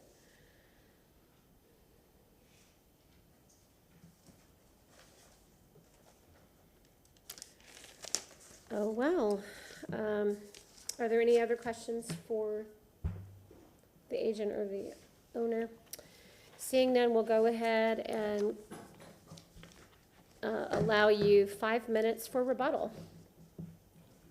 Yeah, Chairman, members of the board, Scott Steady, Burn Foreman, and he may also have some comments. I just really want to touch upon a couple of them. We already talked about it. We moved the driveway to the rear for the reasons I discussed. The trees, Natural Resources approved the removal. We went out of our way to save that grand tree in the front, and that's what's caused pushing the building back and the porch, as we discussed. The fact is, as Tyler mentioned, this is not a rezoning, but the issue is that we are complying with the zoning. We're complying with the front setback, the side setback, and certainly the intent of the scale of the zoning.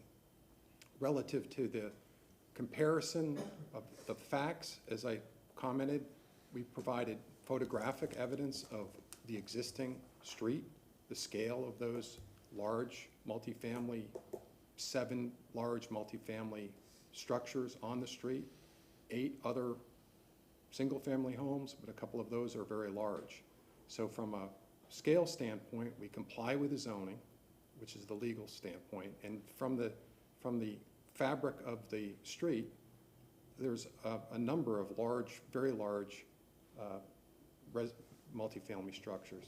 And then back to the trees, again, Natural Resources approved it, and I actually have our survey, I had Mrs. Newsom's, that shows those 3 trees on the side are on our property. But in any event, that's an issue that we can deal with privately, and it's not before this board. And Roger, you have anything else? No, I just, excuse me, Scott. I would just like to point out again that both of these fit the zoning. And we are opting for the farmhouse. And I'll just comment that we were here, I was here back in October, and I think it was my perception, I think at least 4 of you were here, there's someone else that joined, that we had really addressed the issue of the size and the trees, even at that hearing, and really getting into the details. And that's how we wanted to bring back an architect to really talk about those details. So you may recall the discussions we had back in October. So I appreciate your consideration. Thank you. Thank you. So we'll go ahead and close the public hearing, and we will discuss the case. Any thoughts, anything that we should start with? I have nothing at this time. I don't either.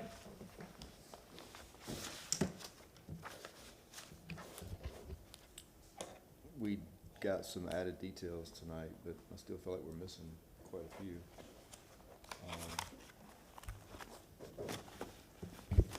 I feel like the wall sections, the building sections are there. That next step is always troublesome. I think we're running into that more and more. On projects, we're not always getting the details that we ask for. Yes, yes. What? Yeah, an example like the railings and that porch, and that whole assembly. Correct. You know, if they're gonna follow through what they presented with respect to the railings from the front porch, that No, might, I meant just you know, your fingers. and if they followed through with the details they showed from the railing on the front porch to that porch element, stair element in the accessory structure, then that would work out, you know, just as fine as in terms of something illustrating what they're doing. But right now, it's kind of a blank canvas. And for me, it's getting into the details matter when you're on a public facade. So even though the building sections and the wall sections have clearly stated certain things, we're looking for a graphic follow-through, right? Because we've often caught errors between what is stated and what is drawn. And we have to take as fact what is in front of us when they come to us, and that's the complication. For me, I think the biggest lag is the detailing of the stair and the railing at the garage, the accessory structure, because, you know, you see that from a public, well, no, I guess that's both alley side, but still, the alleys are very activated in these historic neighborhoods, so it's, you know, whether or not we need to make that a thing or not, I'm not so sure that isn't something that we can handle with staff, right?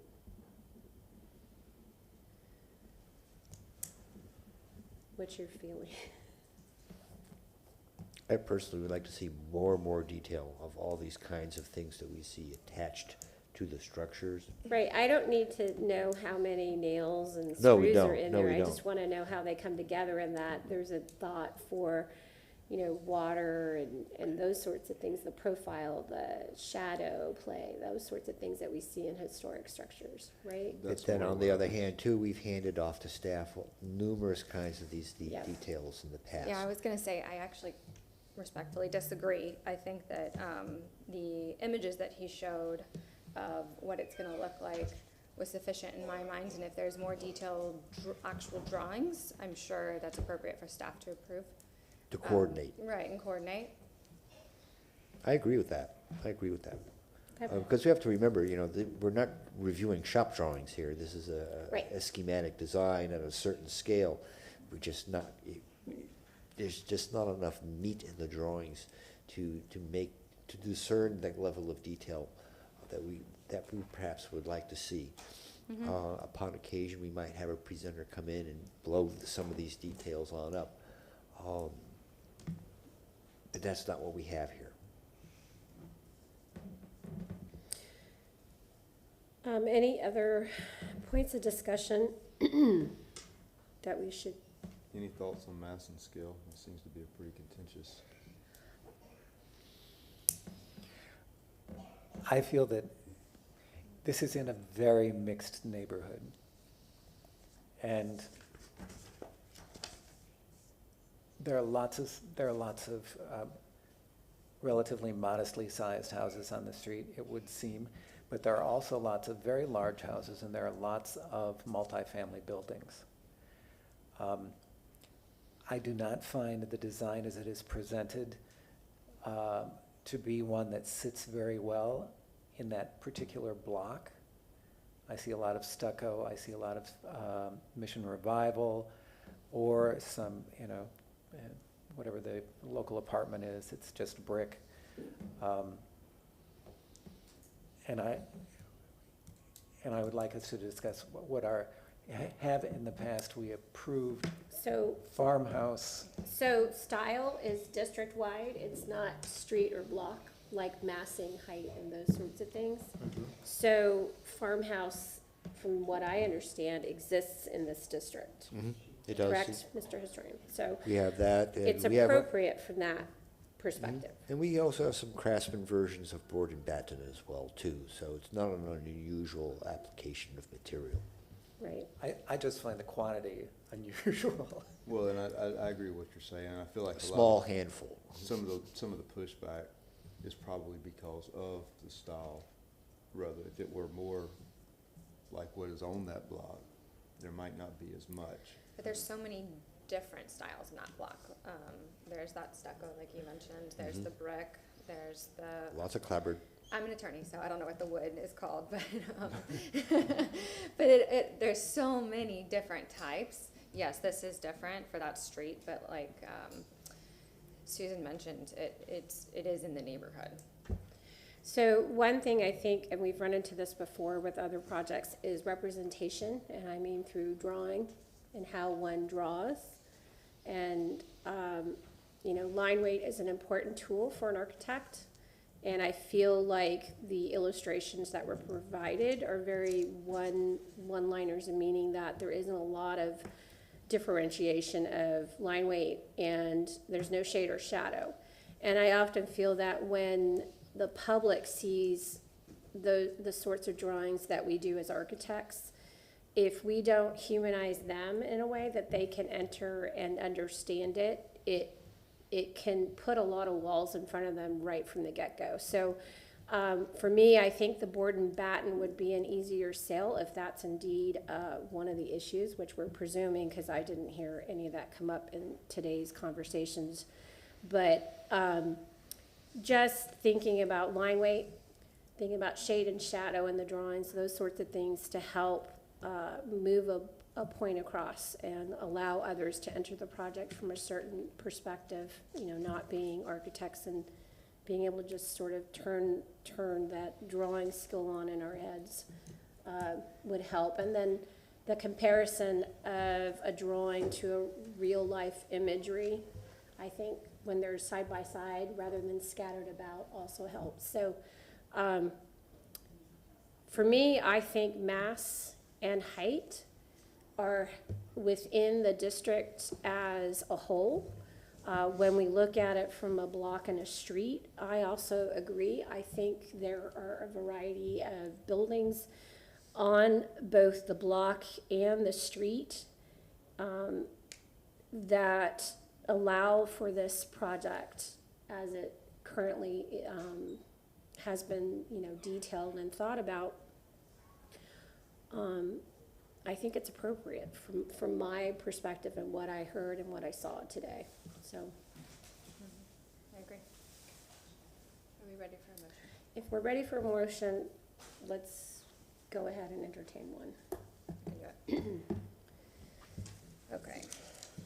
I move to grant a certificate of appropriateness for the drawings and documents presented at this public hearing in ARC 21-488 for the property located at 1702 West Chaton Avenue with the following conditions. That the two design exceptions be approved. The first one for the front yard setback due to the tree, and the second for the accessory height from 15 feet to 22 and a half. Additionally, we'd like to add that the detailed drawings of the railing and the stairs be coordinated and approved by staff. Because based upon the finding of fact, the proposed project is consistent with the Hyde Park design guidelines of the City of Tampa for the following reasons. The proportions and size of the new structure compared with the other buildings is consistent. They are maintaining the historic building setbacks which occur in Hyde Park, and the orientation and site coverage is also consistent with the nearby buildings. May I add, please, if we could add to this, staff coordination for the repair or replacement for the front retaining wall, the public sidewalk, and the original driveway apron. I 'Cause those believe are that was all- already a part of his plan. Okay, we can add it as a condition. I'll amend my motion to also add a condition to repair the retaining wall where the original driveway was in the front, off the road, and for that to be coordinated and approved with staff. Have a second? I'll second the motion. All in favor, No, please I'm state sorry, aye. prior to the vote, Oh, can you I'm so ask sorry, the- yes. Do you understand the conditions proposed for the approval? Yes, I would like to say to Ashley, on the site plan, we had specified. We'll We work don't with ask- staff on that. Yeah, Okay. we just need to know that you do understand the conditions that are being I stated do as understand the the approval. conditions, yes. Okay, thank you. All in favor, please state aye and raise your hands indicating so. Aye. Aye. Aye. Opposed? Seeing none, motion is approved. Madam Chair, Yes. if we could have a motion to receive, there were exhibits presented by the public that we need to receive into the record. May we have a motion to receive public added? I move to receive the exhibits added to the record. Can I have a second, please? Second? Second. All in favor, please state aye and raise your hands. Aye. Opposed? Seeing none, motion carries. Thank you. I'm going to say 5-minute break, if we can, please.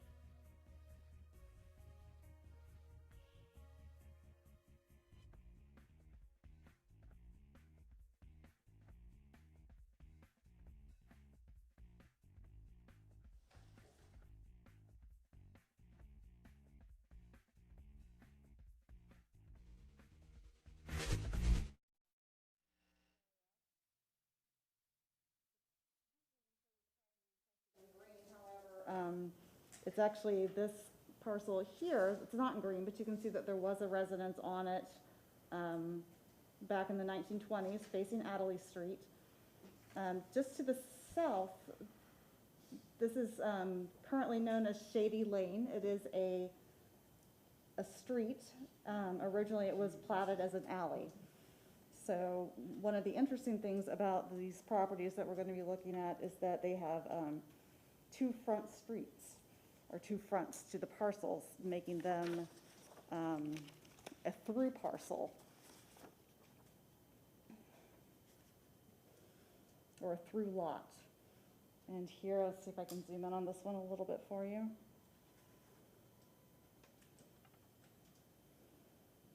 So this is in green this time, the property in question, at 207 East Adderley Street. And you see Shady Lane Street to the south, and Adderley Street is here to the north. And Adderley takes a turn here and then continues on to the east. So the lot configuration is a little interesting at this location.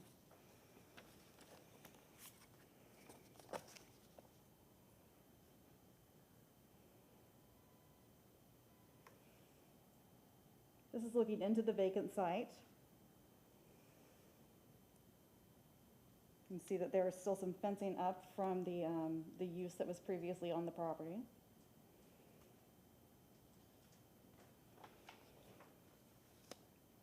This is looking at the site just adjacent on the east side there, and the property adjacent to the west.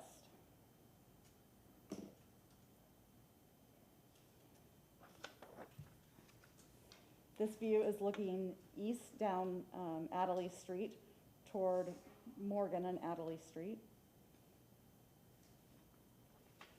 And this view is looking west on Adderley toward Florida Avenue.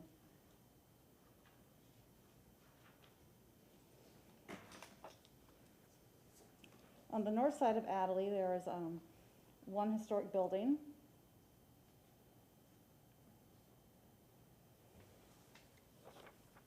And then moving around to the south side of the lot, this is Shady Lane. Here we are looking east, so the property in question would be to your left, and we're looking toward the intersection of Shady Lane, Adderley Street, and Morgan Street. And then here we are looking west on Shady Lane toward Florida Avenue.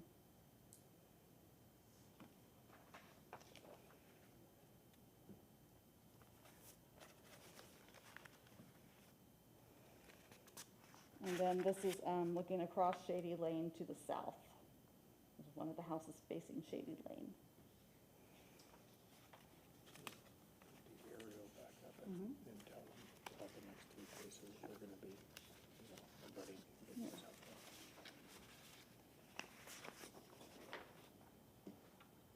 So looking back at the aerial here,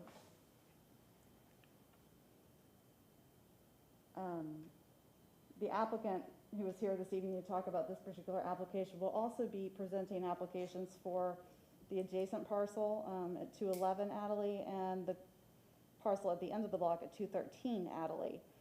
So you'll be seeing these three applications in a row. I will not be doing a complete photo presentation for each one of those, but I will show you more pictures of that are lot specific for those. If you have any other questions about the site configuration, I'll be able to help address that during your question session. So at this time, I'll have the applicant come forward and make his presentation.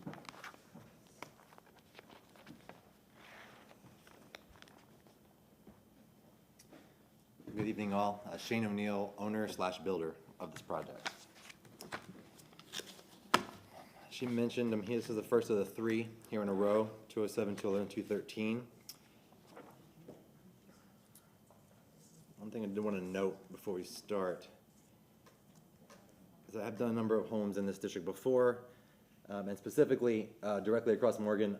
3 years ago, I got approved and built 304 and 306 East Adelaide, which is what I used a lot of my inspiration and design from that, and I'll be referencing those buildings through pictures throughout the overall presentation.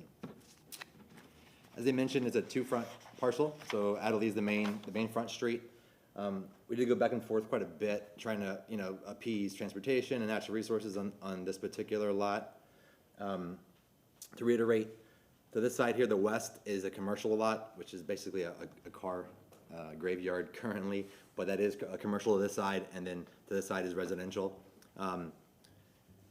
The diagonal lines here are basically swales for water control. But if you notice at the front here, we have our driveway apron. I've elected to do sidewalks across all three of these to make it more walkable. It's a pretty desolate block, both sides of Adelaide and this particular, on this block of Adelaide there. We're maintaining some trees here, and we're removing some trees, as you can see. As far as the front of the building goes, we did scores, and we also did ribbon drive to go along with the fabric of the neighborhood. We did have to extend the drive beyond the portico share because of the lot depth and how close the house is. In a way, we're sort of creating our own block average because we are the block, all three of these homes are. You'll notice we have welcome walls on either side of the walkway. The walkway itself is also scored. It kind of goes up and flares out to meet the end of the wide steps there. You notice these lines here. The parcel will be fenced in all the way around. It'll be a 6-foot white vinyl fence. One gate there, one gate here, which will be shielding the mechanical equipment.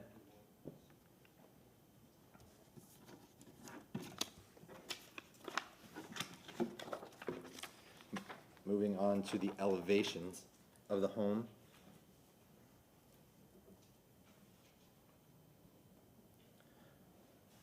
It's a little light there, but you'll see the brick columns, 24 by 24. Also brick clad welcome walls here. The traditional tapered column above. You have the, why don't you display a more legible version.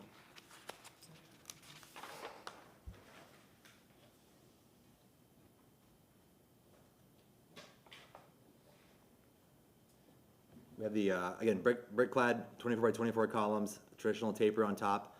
We have the shingle siding in the gables with the traditional brackets.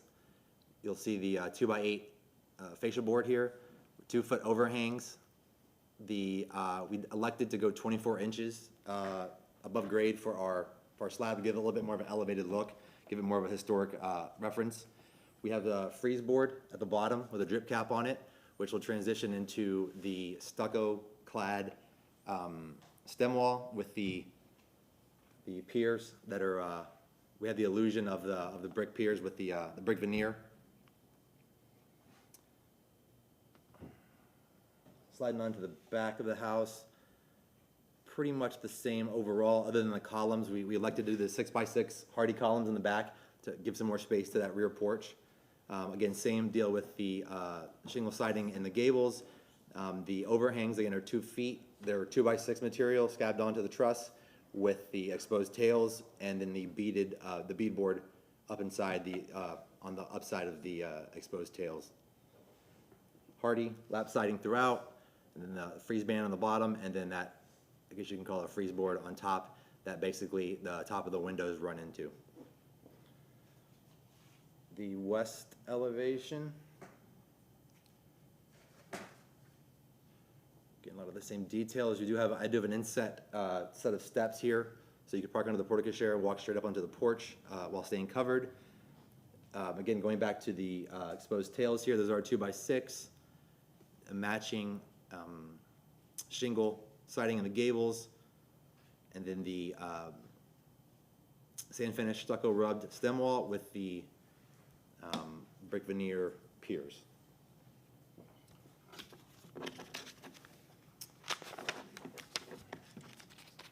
Something to note, this is a frame home, wood frame.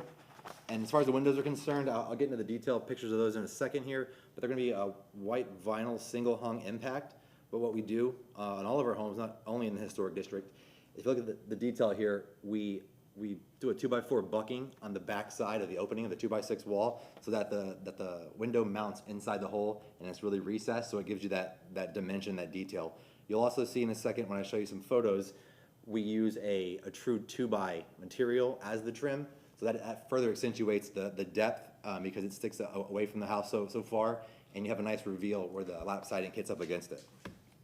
Now again, this just illustrates that nice 2-foot overhang with 2x6 scabbed on tails.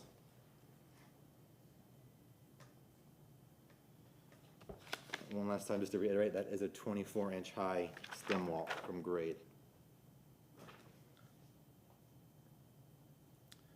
This is a cut section of one of the columns. And the only thing different here to note that you haven't seen on the other sections is that we do a 1x6, you'll see some pictures in a minute, we do 1x6 tongue and groove pine stained as the porch ceiling, which is a really nice detail, especially when the home sits up at that 24 inches. You can really see that from the street.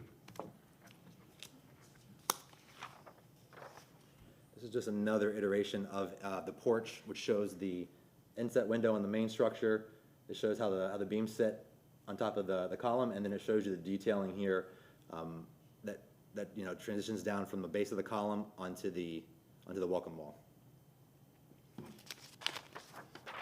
As I mentioned before, I did the homes just to the east, and this is one of them.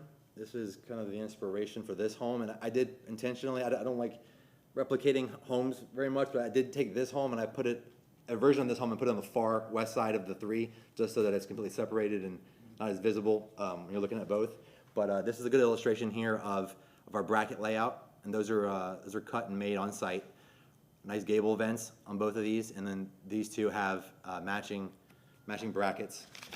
You can see the detail of the brick veneer and the dimension with that, actually with the way the sun's shining down on those. This is going to be what our porch ceilings look like. These are 1x6 beaded tongue and groove pine. And these are all homes that we've built in the area. This is an example just to illustrate the exposed tails with the drip edge. And then this is sort of an idea. You can see the nice reveal here on the side when you use the actual 2x material. It's a real nice chunky thick look. And it gives it that dimension, that historic dimension. Another close-up of some brackets that we did over at 504 East Park Ave down the street. The porch texture itself, it is going to be a slab on stem wall, and maybe it's kind of hard to see in this photo, but it's basically like we do a textured concrete, and then we'll paint it.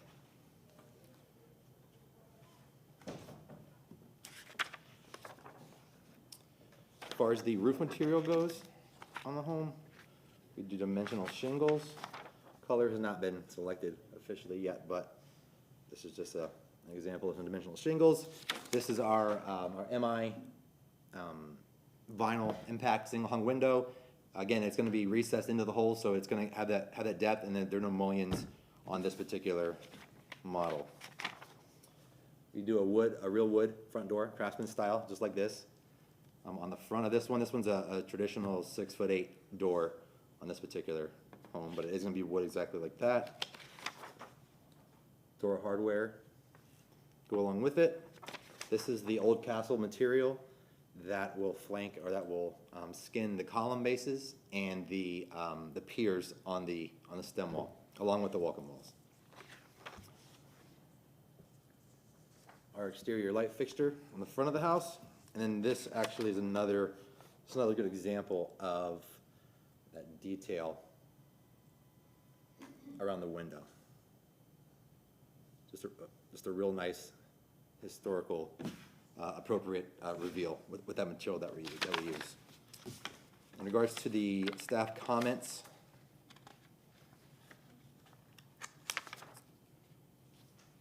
we talked about some things overall about the project. We did pretty much take into consideration everything that we spoke about. There were some questions and issues in regards to the side setbacks. We ended up coming across information stating that since we are abutting commercial, we can go to 5 foot on this side, which allowed me to keep the portico share. I was considering removing it because of the constraints of the lot, but I didn't want to shrink the house, but we were able to find a stipulation saying that we could go to 5 foot on that side, which allowed me to have free range on keeping the house as it was designed.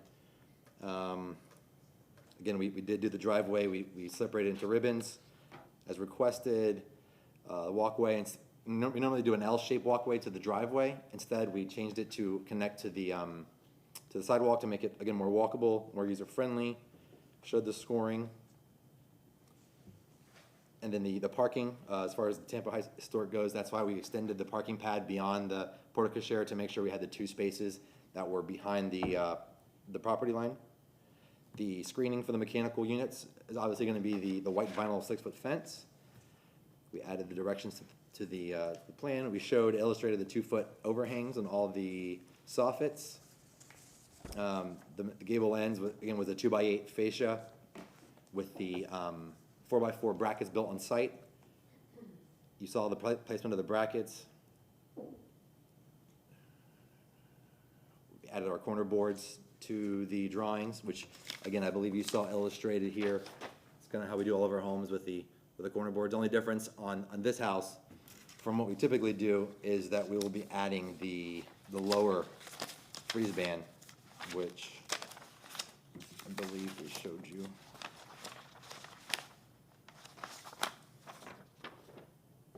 It's really hard to see here because everything is blue and it's dark, but you can sort of see the freeze band right there that separates the siding from the stem wall. And then lastly,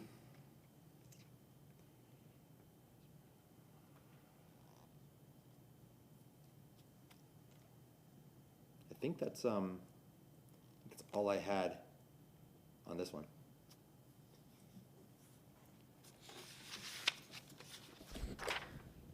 Okay, staff will present the staff report.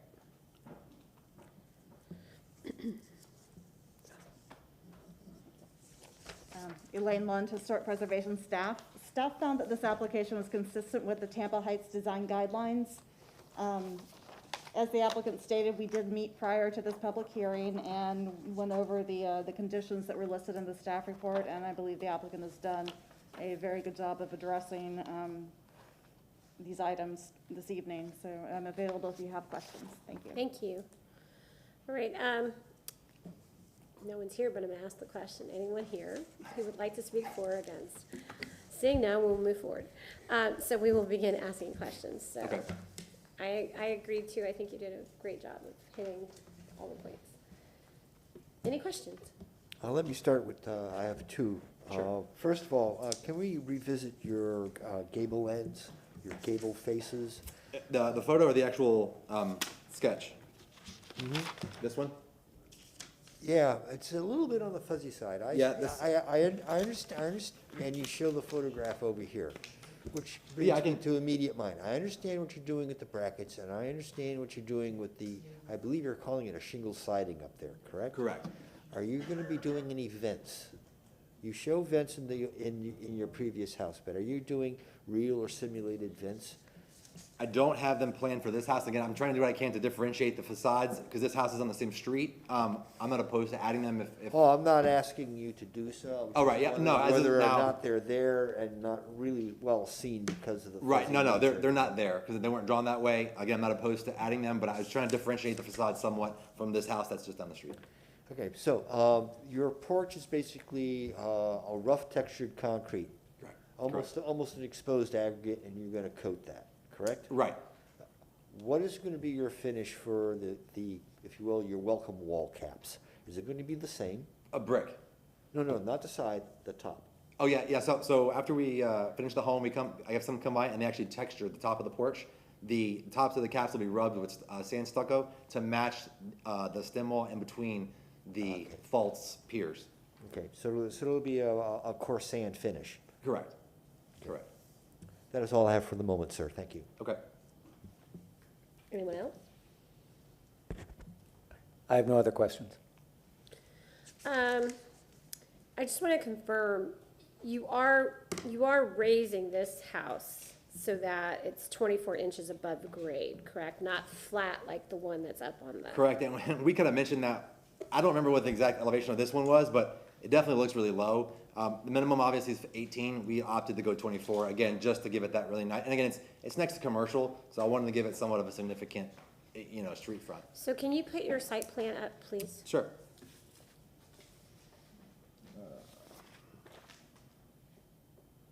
And can you move it, you don't have to zoom out, just move it down so I can see the front a little bit better.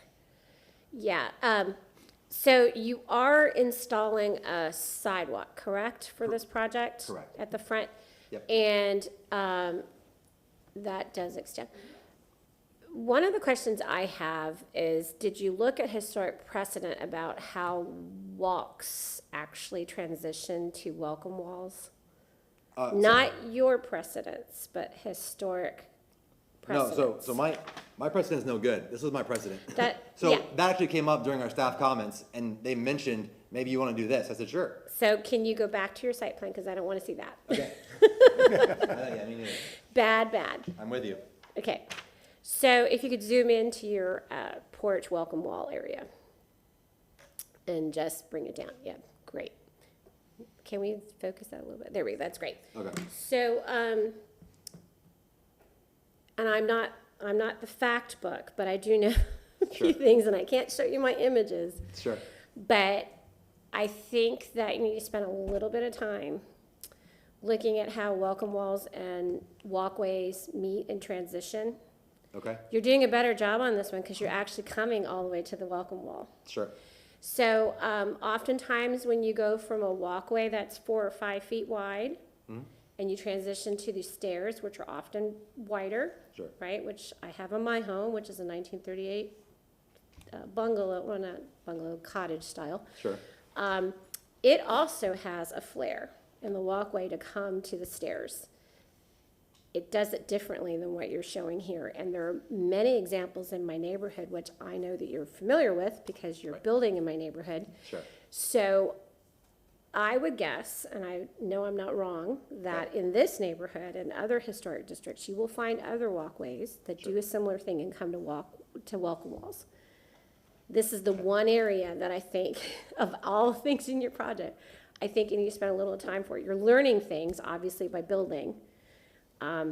But for me, I think this just needs that little tuning, fine tuning, and you'll be right there with us. Very close. Okay.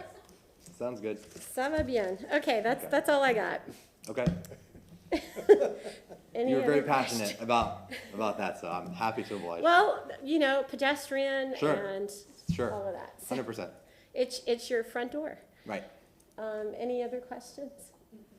Alrighty. I do have a practical question in terms of this being in the next 2 projects of yours being through lots. Sure. On which street are you going to have trash pickup? I'm not going to live here. I'm assuming it's Adelaide. The address is Adelaide, so I'm not sure how it works on this particular block. I would think it's Adelaide.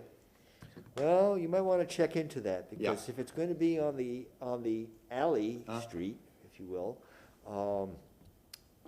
you might want to think about putting a gate there for access purposes. That's true. Okay, just to the point. Most of the times in Tampa, our residential alleys are used for all sorts of those kinds of purposes, and they're unnamed. Yeah. Okay, this one, and my first house was on a street similar to this. I had a named alley, and it tends to be in Tampa where if it's a commercial alley, it ends up being a named one more often than not. Which in that case, no, I don't have that kind of service in that named alley. I had to go off of my front street. I don't know how that's going to work here still when we're in such transition, but it'd be something you might want to pin down. Sure. I'm going to go on record about the parking for these 3. We went head to head with staff on the parking. It was a really hard spot for me. Originally, I had these houses used or designed to utilize rear parking. Shady Lane was apparently an alley at one point, and then now it's the street, and we had a bunch of issues with transportation specifically and natural resources, where I ended up just slashing, getting rid of all of the detached garages rear facing, and you'll see in the next 2 the parking is a little wacky. and this is. Simpler. Yeah, this one is pretty standard parking setup. The other two you're gonna see, it's really wacky, and I don't love it, but it's what we came to an agreement with staff, with, again, specifically natural resources and, transportation. Because I don't that's a think- smaller, it's a street. Shady Lane's actually considered a street now, I guess. It was deeded as a street back in 1920 or something like that. So that ends up being its own problem. So if you Right. can not address it, then it's not a problem you have to deal with. Right. Thank you. I think it's a valid point. Any other questions? Nope. Up. Yes, Sorry. I'm sorry. So, I guess you've already gone through this. You get to have a 6-foot fence along along Shady Lane. Right. So it's not really, for zoning or, Yeah. in zoning That's a good purposes, point. it's not a street. Well, actually, I'm not sure. I'm assuming 6-foot fence is allowed there. Again, that's very, it's probably the most transitional pocket in Tampa Heights, so for me, a fence is paramount. I have to have one. Maybe a gated access for something else would be nice to have there, but I don't actually know if that'd be a staff question, Can you maybe. move this site plan up so we can see the rear Yeah. of the plan? I mean, I'm a big You have the proponent. fence going all the way to the Yeah, from- property line? Yeah. Right. Which may be tough with that big 44-inch oak tree, but that's the idea, is to have the backyard, private. There's a diagonal across, there's like a car mechanic shop right over here, right on Florida. And then again, this side, it's like a car junkyard for now, like a graveyard for cars. So again, shielding that, making this private is the idea. But again, putting a gate there, something like that, Okay. would be no problem. Any other questions? Now that we're talking about the fence, Go ahead. the material He- in he- Tampa Heights, he- he mentioned vinyl. Is that something that's historically been approved? That's a good question for staff. Yeah, it was approved, I was here 2 months ago for 502, 504 Northeast Robles, and they said that was an approved, Yeah, it's allowed. type of fence. Is it preferred? No, but it's approved. You guys prefer wood? Board on board? It- Let's call it board on board wood? It's, Commissioners, vinyl is an approvable fence material in Tampa Heights. However, this is being presented to you tonight, so it's at your discretion. Are you open to wood? I'm happy to do wood.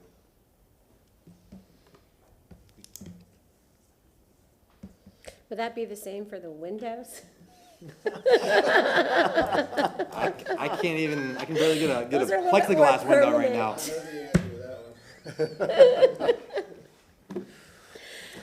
All right, that's it for my question. All right, I think we're done with questions, right? I have no further questions. Okay, so you have 5 minutes for rebuttal, Sean.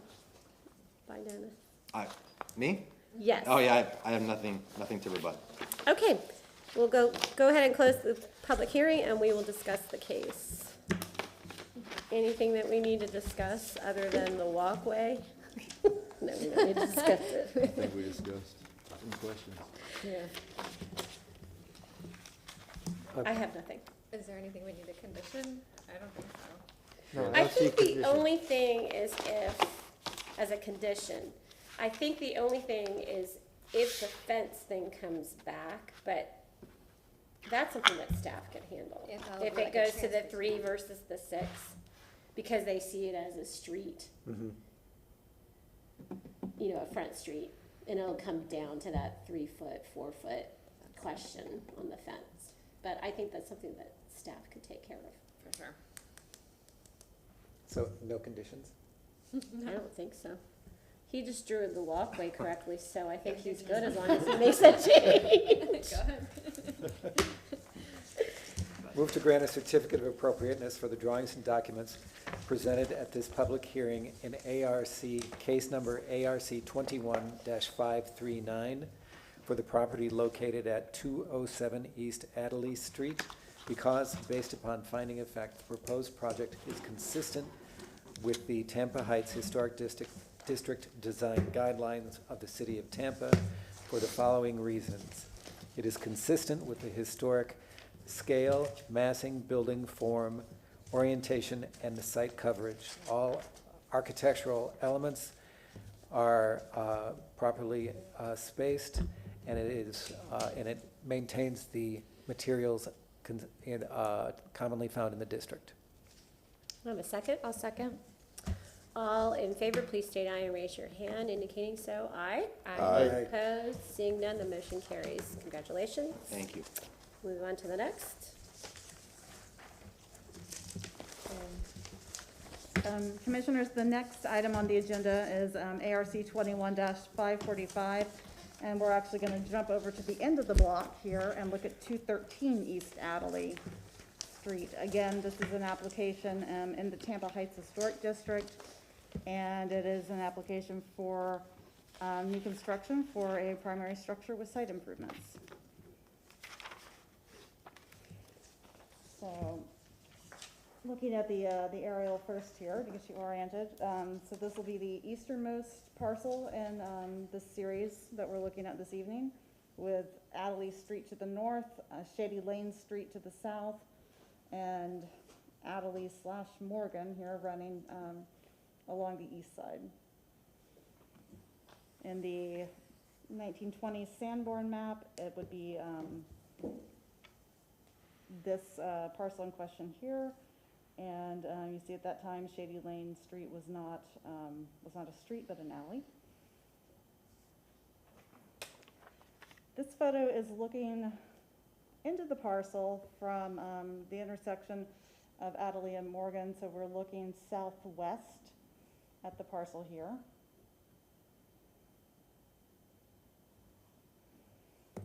And then this is just looking a little bit more to the west along Adderley Street at the parcel. This is the property directly to the west. This is 211 Adderley. And we already saw some shots looking east and west along Adderley, so this is looking north on Morgan. So the property in question is to your left here.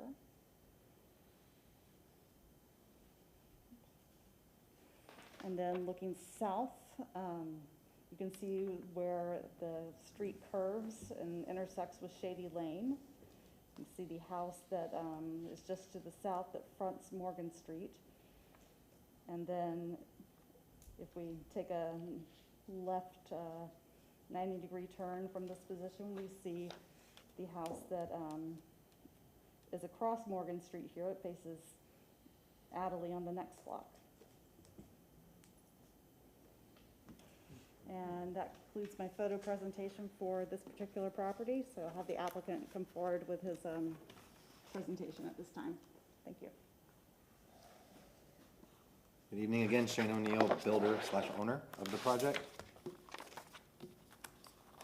Start with an overview again to reiterate what Elaine just showed. We're looking at the most eastern lot here in the three. That fronts Morgan, Shady Lane, and Adderley. This is by far the most complicated site because of the conditions and the setbacks and what's the front street, what's the side street. So we went back and forth quite a bit on this particular project. Long story short is we started out with a small wraparound and a detached two-car garage. They had a real big issue with this tree not being removed. It's a pretty big tree. So we rearranged the parking to do a double wide pad that's scored in the rear to avoid that tree radius. And then we extended the wraparound a little further back down the house. And as you can see, I added a sidewalk across the front of the property with a nice period-appropriate walkway leading to welcome walls. Again, nice big wraparound porch to take advantage of that corner. And speaking of 4-foot fences, since this has so many fronts, it's a little blurry here, but this notates this as a white 4-foot picket fence around this particular property, just because it is on the corner. So they'll have a nice side yard here, but again, it'll be full visibility because there will only be 4 feet around this property. This is the gate on this side, and there's a gate here on this side, and then it shields the mechanical equipment. It's a 2-story facade on this one. This one will also, I think I zoomed in and I got the elevations a little bit blurry. try this one.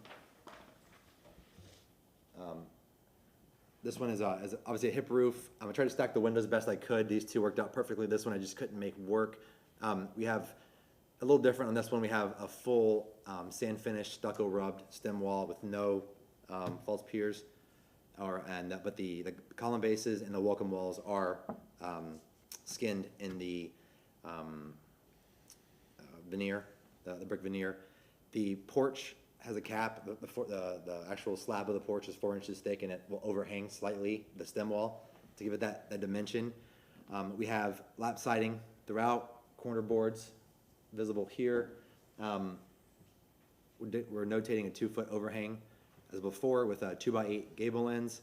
What we did here is we mixed up the textures, and we're doing a shingle siding in the gable here with a nice dimensional gable bracket, which is attached to the back of the fascia. So when the sun hits it, it'll cast a shadow, and it gives some really nice dimension up there in that dormer. This is the rear facing shot. Your parking will be right here, the parking pad.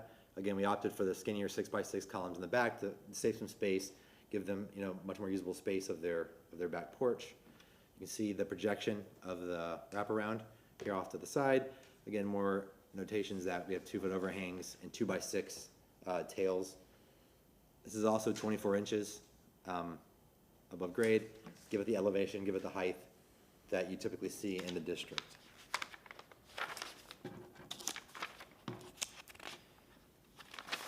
The side elevations of this home, they're pretty broad. So what we did to kind of break it up visually a bit is put that little freeze band in there that runs into the top of the windows. Again, it'll provide your eye a break in that the vast siding of the building. Things to note on this particular house, similar to the last one, we're going to do the recessed vinyl nail fin windows into a 2x6 frame opening with a 2x4 buck at the rear of the opening. Again, give it some depth. This is an illustration of that, again, showing you that window is going to be sitting there in the back of the opening. Just as we did in the last presentation, we'll be doing the 2x material for trim and corner board. Again, it'll give it that depth, it'll give it the dimension. Just for reference, the porch material, again, will be the textured concrete all the way on the front and back. Another illustration, again, of the depth in the trim, and then the exposed rafter tails with the beadboard overhangs. And on this particular home, we have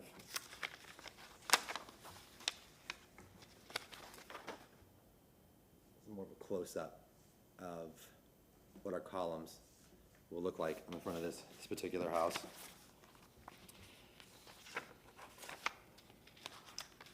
This is again another shot of the final impact windows, no mullions in them. The gable detail, to give you just an idea, a real life example, that one's really close to the building. Ours we'll have a 2-foot overhang, so it'll be a nice depth and a nice spacing between the gable detail and the siding behind it. This home we're giving an 8-foot front door. Again, it's a small differentiation from the home 2 over with slightly different hardware, a dimensional shingle roof, which is typical for our construction. Slightly different, but still period appropriate lighting fixture. And then this one, again, will also have the tongue and groove stained pine porch ceiling.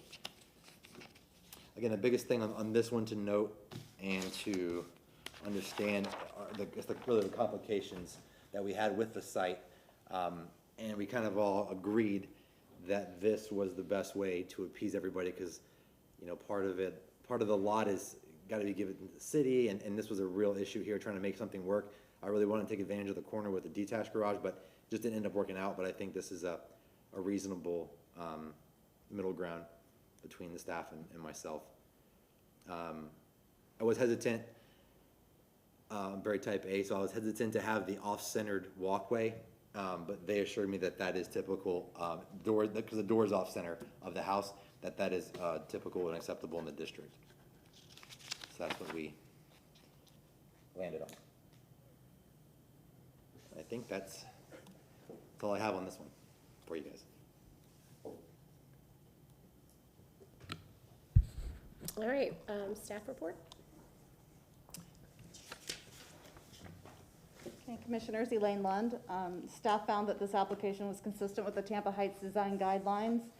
We did meet with the applicant prior to this hearing tonight and reviewed all the conditions, and they seem to be resolved. You know, the applicant has covered very well a lot of the site design constraints that were present at this location. And we feel that this is a very good solution to the site's particular dimensions and zoning, I don't want to say complications again, but Constraints. Constraints, yes, thank you. So I'm available if you have questions, thank you. Thank you. Seeing no one here, we'll go ahead and move on to the commissioners asking questions. Any questions? May I begin, please? Like your previous presentation, you have a sidewalk that you are installing into the front of this, correct? On Adelaide? Yes. And there's a correct me if I'm wrong, but you're also planning on a green sward, if you will, between that sidewalk and the street curb. I would prefer that. I don't believe you're allowed to connect to the right of way. No. You have, but you have a green strip. Oh, yeah, I'm sorry, Yeah, yes. okay. This little space here, the white space. Yeah, that's green would sward. represent, yeah, it's Okay. grass. Now, this element, you're currently not being required to or planning to go around this S-shaped corner, correct? I don't believe so. It didn't come up during the staff meeting. Well, I'm wondering, not so much from staff, but from the city of Tampa side. You know, if you're providing this as an amenity as part of your development on a major street, why aren't you continuing this thing around the corner? For the same reason that we went round and around with them on the parking. So it gets really hairy when you so obviously the sidewalk is abutted to the property line, but not on the property line. As you get over here, it gets real narrow, and then this part, they've scared the daylights out of me. I want to stay away from that part altogether because that gets into a legal complication with the road actually overlaps the property line here and stuff. So I didn't see an amicable way to address that. Once it gets to like this point, I don't know how to, because actually the fence line is actually the property line. So it goes to zero really, like halfway down the lot. Okay. I can understand the conundrum you have here because I don't think you're going to get very much satisfaction from the city of Tampa, but I am concerned about how your fence is running. I can understand why you're running it on the property line, but I'm thinking that maybe perhaps you might be better served running this fence line, if you will, in a manner parallel to North Morgan Street along that curve, with some space between the fence and the road itself, because I could see this fence and it's just getting beat up by the traffic in one form or another. I don't think there's no other way to describe it. People are gonna be taking that curve and taking your fence out. And all sorts of combinations. It's not, it's funny when we laugh about it, but it's not funny when you live here and your fence comes down in the middle of the night. Now, keep in mind, that is a granite curved road, but I think even visually, if it were an equal distance all the way around, All the way green space around, would and look give good. you a chance to landscape it, make it Right. pretty, and all the rest of that good stuff. I think that would be a great advantage either to yourself, sales, or to your future homeowner. Sure, that makes sense. Okay. But I would be prepared for some reaction from the city of Tampa about that sidewalk and greensward not taking that corner. Right.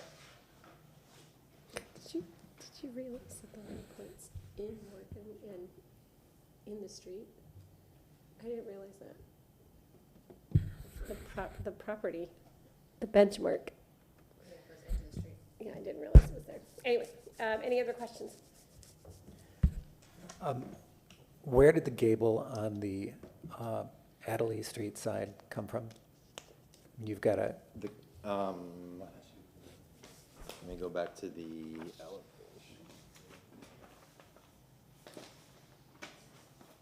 This one here, yes, where did it come from?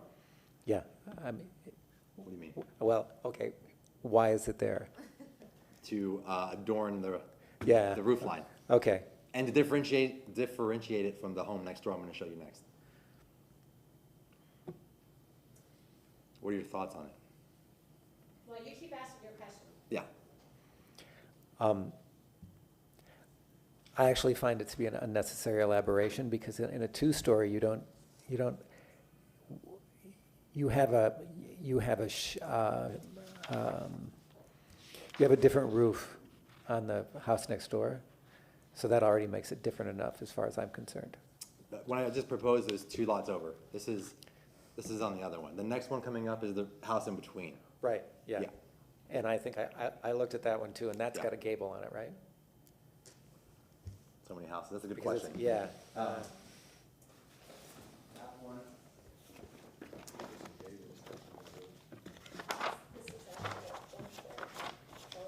Yeah, there's That one some- does. It's a hip. It's a gable Cross gable with a cross gable with a dormer on it. with a dormer on it, yeah. Yeah. And that seems more, and that one seemed more appropriate than this one. This one, because it's a 4-square, Sure. it's a minor thing, but it's also, Well, actually, I agree with you. I mean, that was, With him or with me? that's why I wanted you to finish asking your question. I know that you build a lot of homes in different areas. Sure. And a lot of people will have playbooks that they can lean on.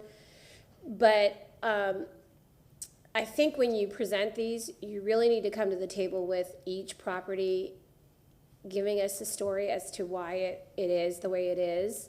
So the style. When you look at this from the front elevation, it presents itself as a 4-square. And 4-squares do not have gables. So you have to be clear about the story you're selling here if you're coming before a historic board, right? So I would say I agree with you. And probably should have this discussion in the discussion point, but the question was asked, and I think it's relevant to let you know that. Well, so to be frank, when I build anywhere outside of the historic district, I literally start with a blank canvas and design something new each time. Here, not that I'm afraid that you're going to reject it and extend the timeline. I try to play it safe in that you've approved things in the past. Let me just kind of keep, and again, that's against my nature when I'm designing my houses, but it's kind of like maybe that's the wrong way to think about it moving forward. I would say that for the most part, the commission that sits today in front of you and the rest of our members who are not here tonight, we invite variety, Sure. but within the styles that are consistent in the district. So Okay. come with a mindset appropriate. Sure. I'm okay with removing that. If you use the guidelines that we use, the variety actually, I think, is definitely looked at in a very positive manner. Right. So, Any other questions? I have none. no. I have none as well. All right, you have 5 minutes for rebuttal. No rebuttal. I will use a different process, different mindset coming in here from now on. with the next- It's yeah. all good. I like people who are willing to learn. We'll go ahead and close that portion of the hearing and discuss the case. Any points? I can understand where that gable came from. If this, as an American 4-square, if this had a much more symmetrical center set up on the facade, then what we'd probably see at the top there would be a dormer, a small dormer into the attic. You probably have one on all 4 sides for that matter. But I understand what he's trying to do here. He's trying to, we have this big roof element, and he's trying to bridge through the elements of the windows on the floor below and kind of combine everything in one place. If there's anything that's perhaps really out of place here is that decorative element. If we had a dormer element like this here first and just did a if you will, a large screen element that you would normally see in a gable end, vent and attic. I think that would have been a more appropriate sort of a decorative element to put here than a big Victorian shadow box. Well, if that were the case, I would also expect the profile of that actually to scale down. Because A little bit more. it's I could see- oversized for the roof and the feel for this property, this particular structure.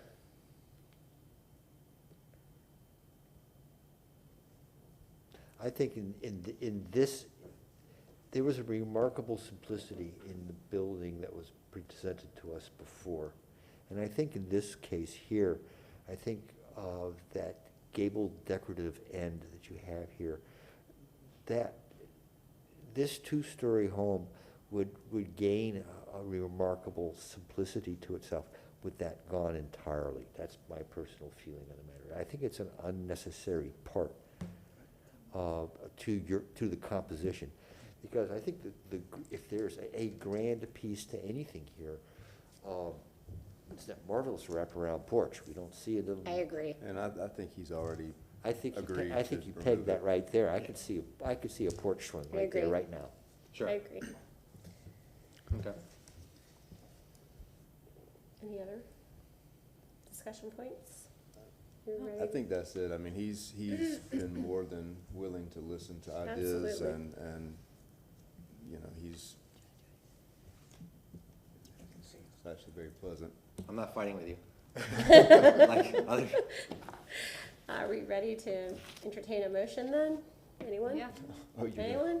point to me. We're just moving down the line. Everybody gets an opportunity tonight.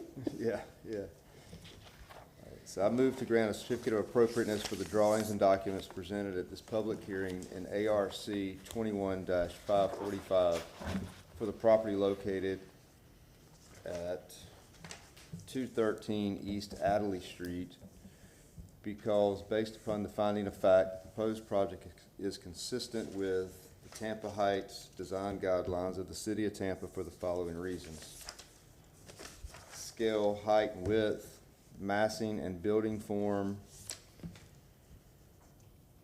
and alignment, rhythm, and spacing. I'll second the motion. All in favor, please state, well, we didn't make any conditions. All in favor, please state aye and raise your hand indicating so. Aye. Nays, seeing none, motion carries. Thank you. All right. Move on to the next case.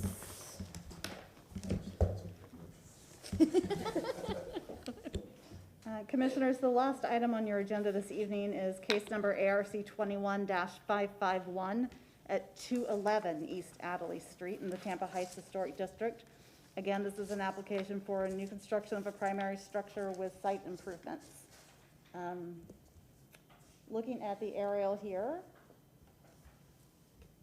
again, we're on the same block of Adderley Street with Adderley to the north and Shady Lane Street to the south. The property in question is highlighted in green. So you see that's in the middle of the two properties that you just reviewed. And again, this is the 1920s era Sanborn map with the particular property here shown in green and outlined in blue. And then finally, just a photo here of looking into the property from Adderley Street.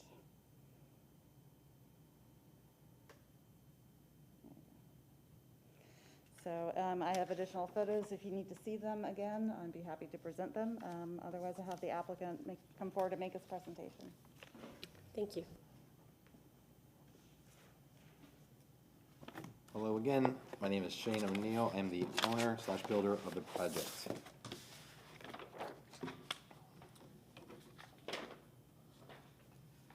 Just to reiterate, here is the overview shot of the property we're talking about, sandwiched in between the two that we just heard. I'm going to start with the elevations for you. So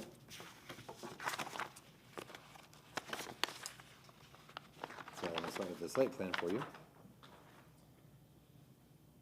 This orientation is a little different. Actually, I'm gonna spin it around to keep in line with how we've been looking at everything. Again, this parking got a little wonky as well. Big trees, we're trying to save the Shady Lane. This one had a detached garage as well. The road's too short, we had to do away with it. Starting from the top, working down, we do have a 5-foot sidewalk. We have a nice wide walkway that flanks the welcome walls. Nice big wide porch across the whole front of the building, 8 foot deep, which is traditional. This one as well has the rear porch here with the small 6x6 box columns. Again, coming back to the parking scenario, we couldn't go too wide because of the tree, so a double deep single stall parking layout is what we all kind of landed on, which allowed me to remove the portico share, widen the house out, and kind of center it. What's nice about what happened with this house is that I didn't maximize it all the way out to 7 and 7. I believe what we're looking at here is 10-4 and 10-3, which allows some breathing room between all three of these homes, which are not on top of each other, which I think is a byproduct, an unintended byproduct of shuffling around the site. The elevation on this one, like we talked about a couple of minutes ago, does have the gable roof with the dormer on it. Sizable dormer. Again, on this one, we have shingle siding shown with that gable bracket detail. This is more of like a traditional Craftsman style gable bracket. 2 foot overhangs, like on the other two homes, a 2x8 board on the front. It's hardy siding throughout the house, all the way down the sideboards. On here, Dennis talked me into going with these different, I guess he called them Doric columns, which is new for us. We've never done this before, but again, just kind of change up the look of the facade, differentiate it from the houses on either side, and it does open up the front of the house as far as being able to see more of the actual body of the home. This one as well, if you look here, you'll see that it's 2 feet above grade. So again, it does have that prominent stance from the street. We try to mirror a smaller version of that dormer here on the bottom roof. On this one, we're doing the 6'8" door in the front with a dormer on top. Again, just a different variation of a front door as opposed to the other two homes that you've already seen. We're going to scoot over to the west side elevation. Again, we did our best to stack the windows as best we can. I think we got pretty close. We're breaking up materials here with shingle siding up inside the gable here. A couple of bands to break up the big, flat side of the building.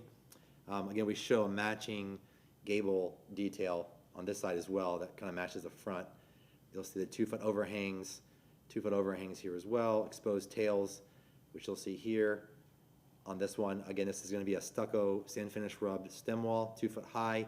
You'll see the cap of the porch that overhangs the actual stem wall to give it some dimension and depth. And again, you'll see the dormer or the Doric column here in the front. We went with the smaller 6x6 in the back for space. And it's kind of hard to see, but he drew the freeze band here, but he kind of, his mark is a little odd, but there is a freeze band on this one. Moving around the house to the rear, you can see all the tails, all the 2x6 rafter tails here exposed in the back. Band that continues around to break up the massing.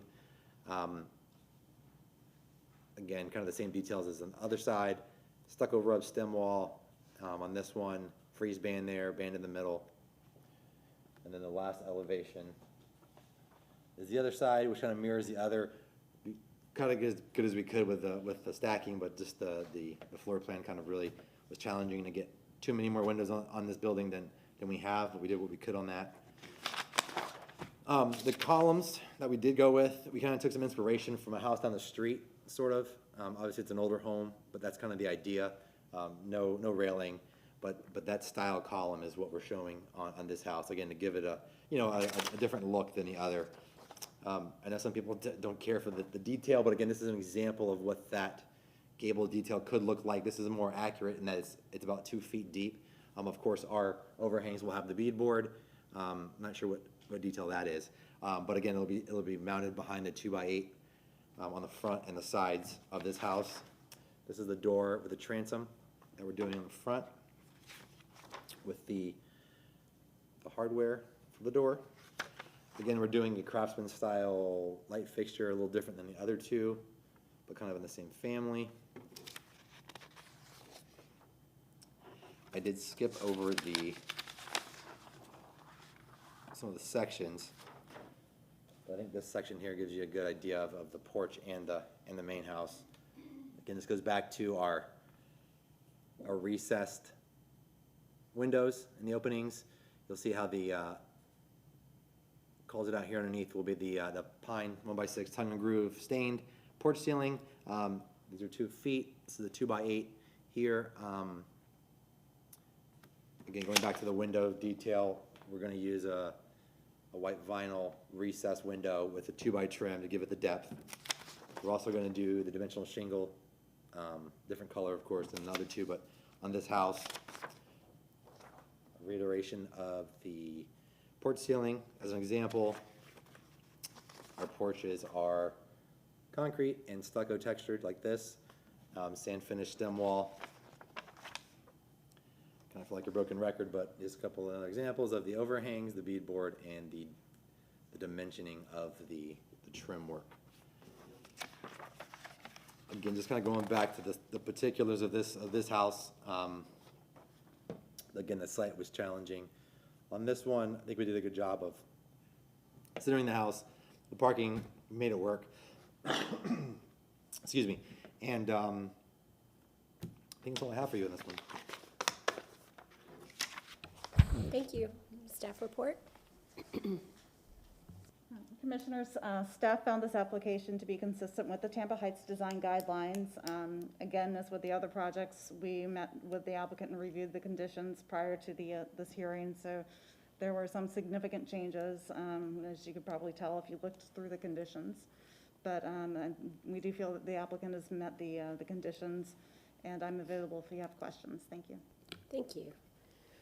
Seeing no one in the audience, we're going to go ahead and move on to commissioners asking questions. I have a question just really quickly since this is up here. Can you indicate if there is a fence, where it is, and the height and the material?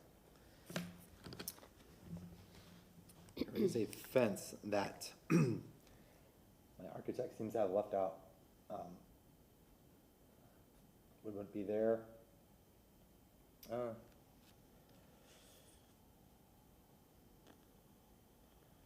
I think with this parking situation, I'm trying to figure out how that would really even work. We're going to assume no fence on this one, because that's just a weird, tricky. Okay, then how will you screen the mechanical units?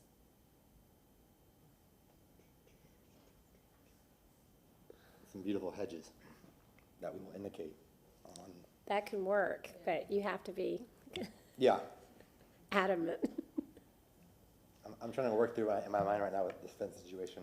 He did leave it because when we shifted the whole site around, he left that detail off because again we had a portico share and whatnot. If you had to put a fence on it, what would it be like? What would it look If it's like? in the middle, it would be a 6 foot tall wood board on board. Okay. But I just we need to figure out the detail back here how you could even really fence that in. Okay. I'll let others ask questions. Okay. Any other questions? The mechanical equipment alone could just be handled by, a 4-foot picket for all purposes. And he As a also wraparound. stated shrubbery. Or shrubbery. Any other questions? I was gonna ask about that fence. We have the sidewalk out front and you have the large porch. I noticed your parking pad in the back and I noticed the steps on your rear porch.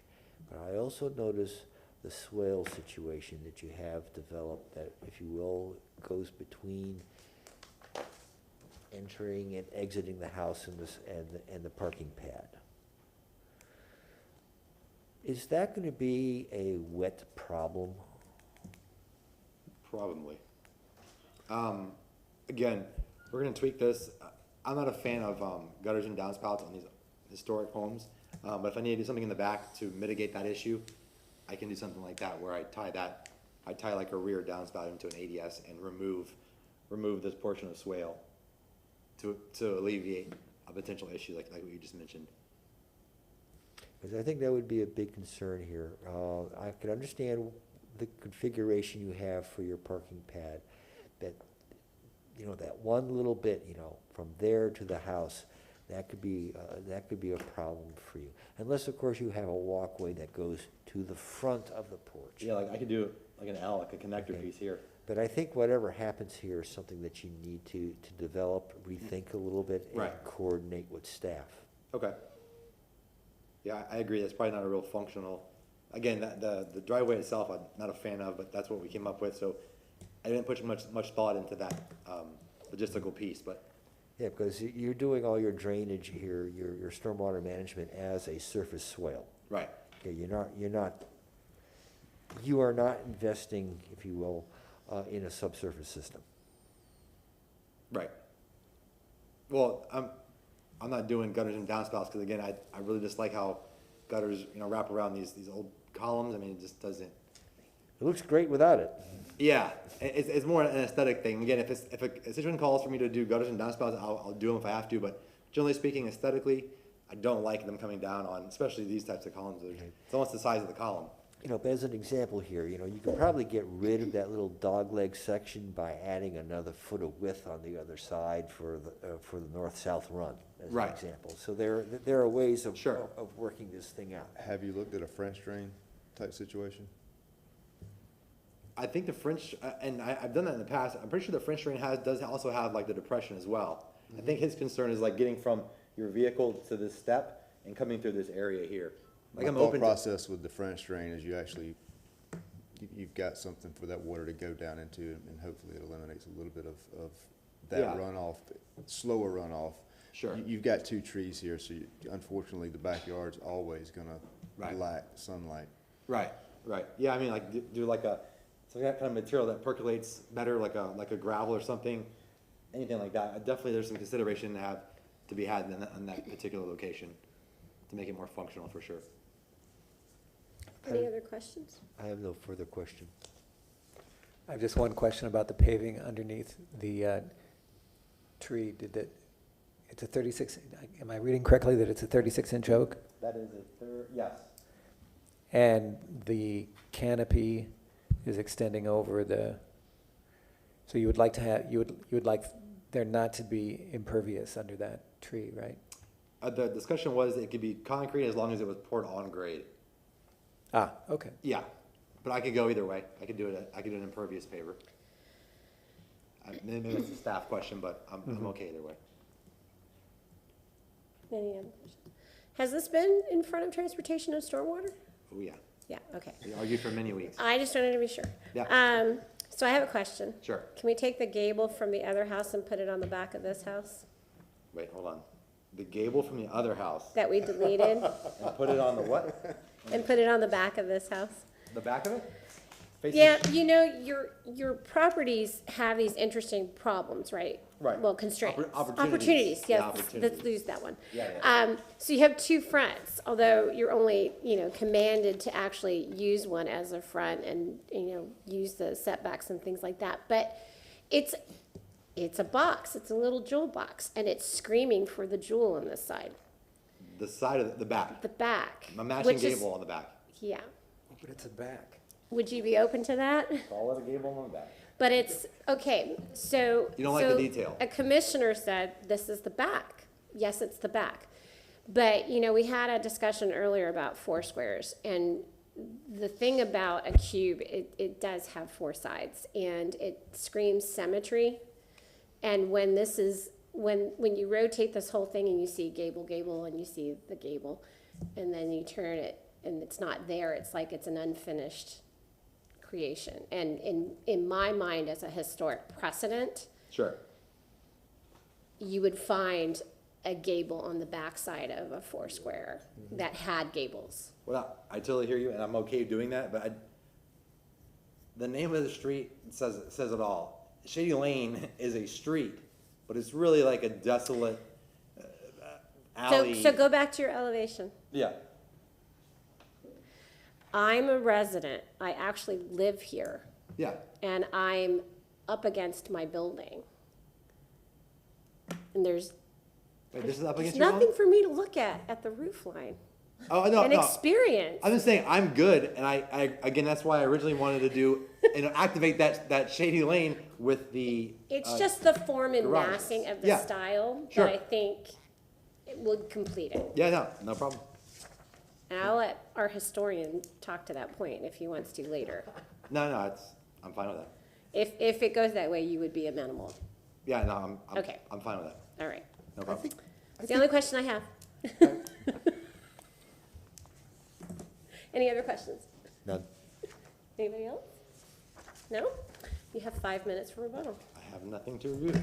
All right, we will close the public hearing and we will discuss the case. Yes, sir. Yes, you're a historian in action. I like that.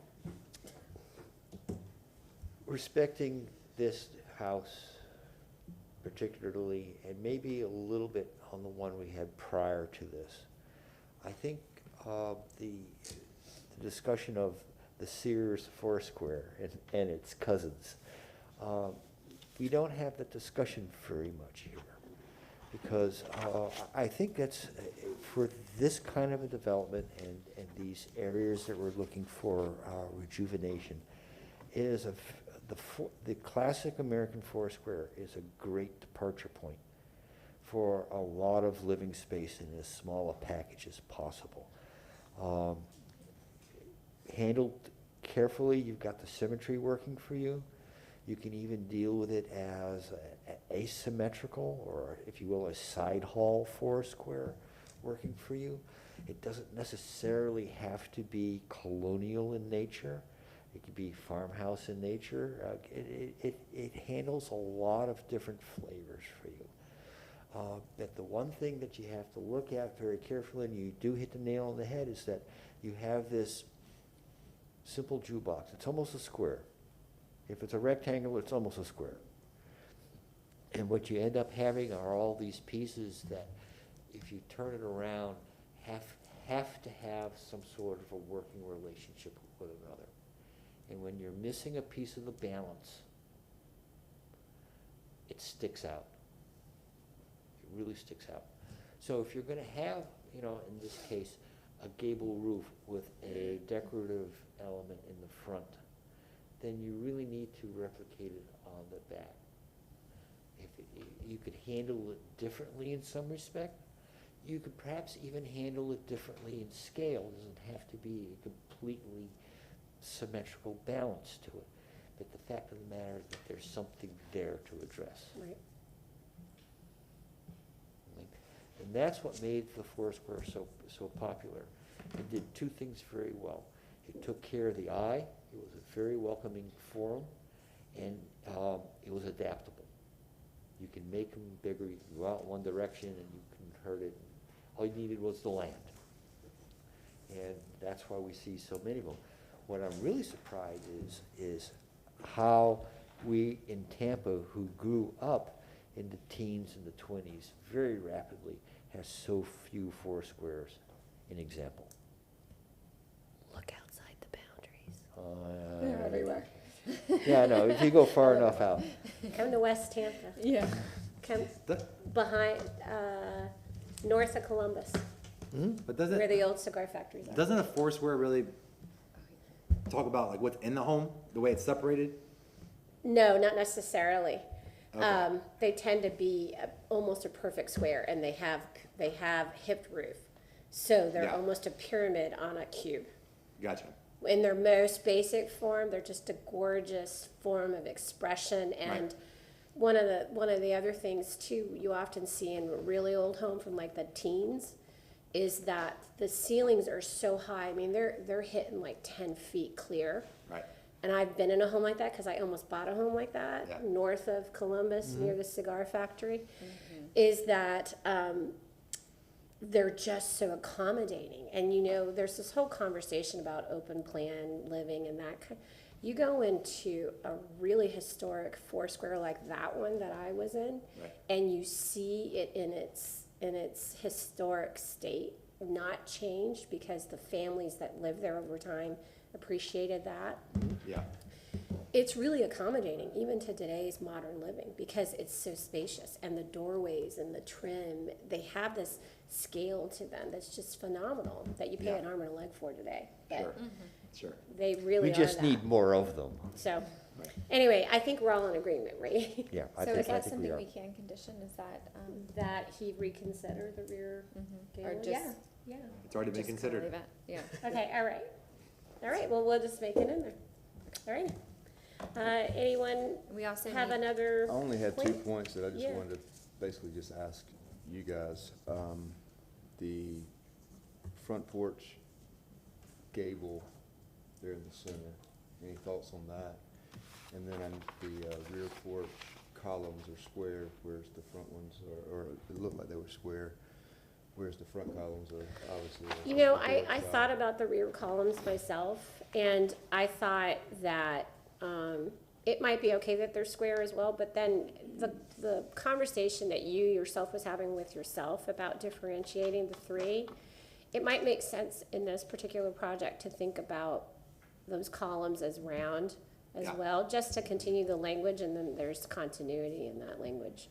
In regards to the little bow treatment, gable treatment at the porch, I myself don't find it foreign. I think it's gentle enough, and it kind of hints at entryway in a very comfortable way that doesn't override the larger gable, at least from what I agree. I agree, I like it. And that's why I'm asking, you guys are designing. Well, it's not so much that, it's traditionally, the rear porch, it's the kitchen porch. Yeah. It's the working porch. Whereas the front, you're receiving your guests and your friends and your family. The rear porch is where you did the laundry and you prepared the meals and everything else. It was a working porch. So a differentiation between the two, more formal detailing in the front, much more simplified, even more rustic in the rear.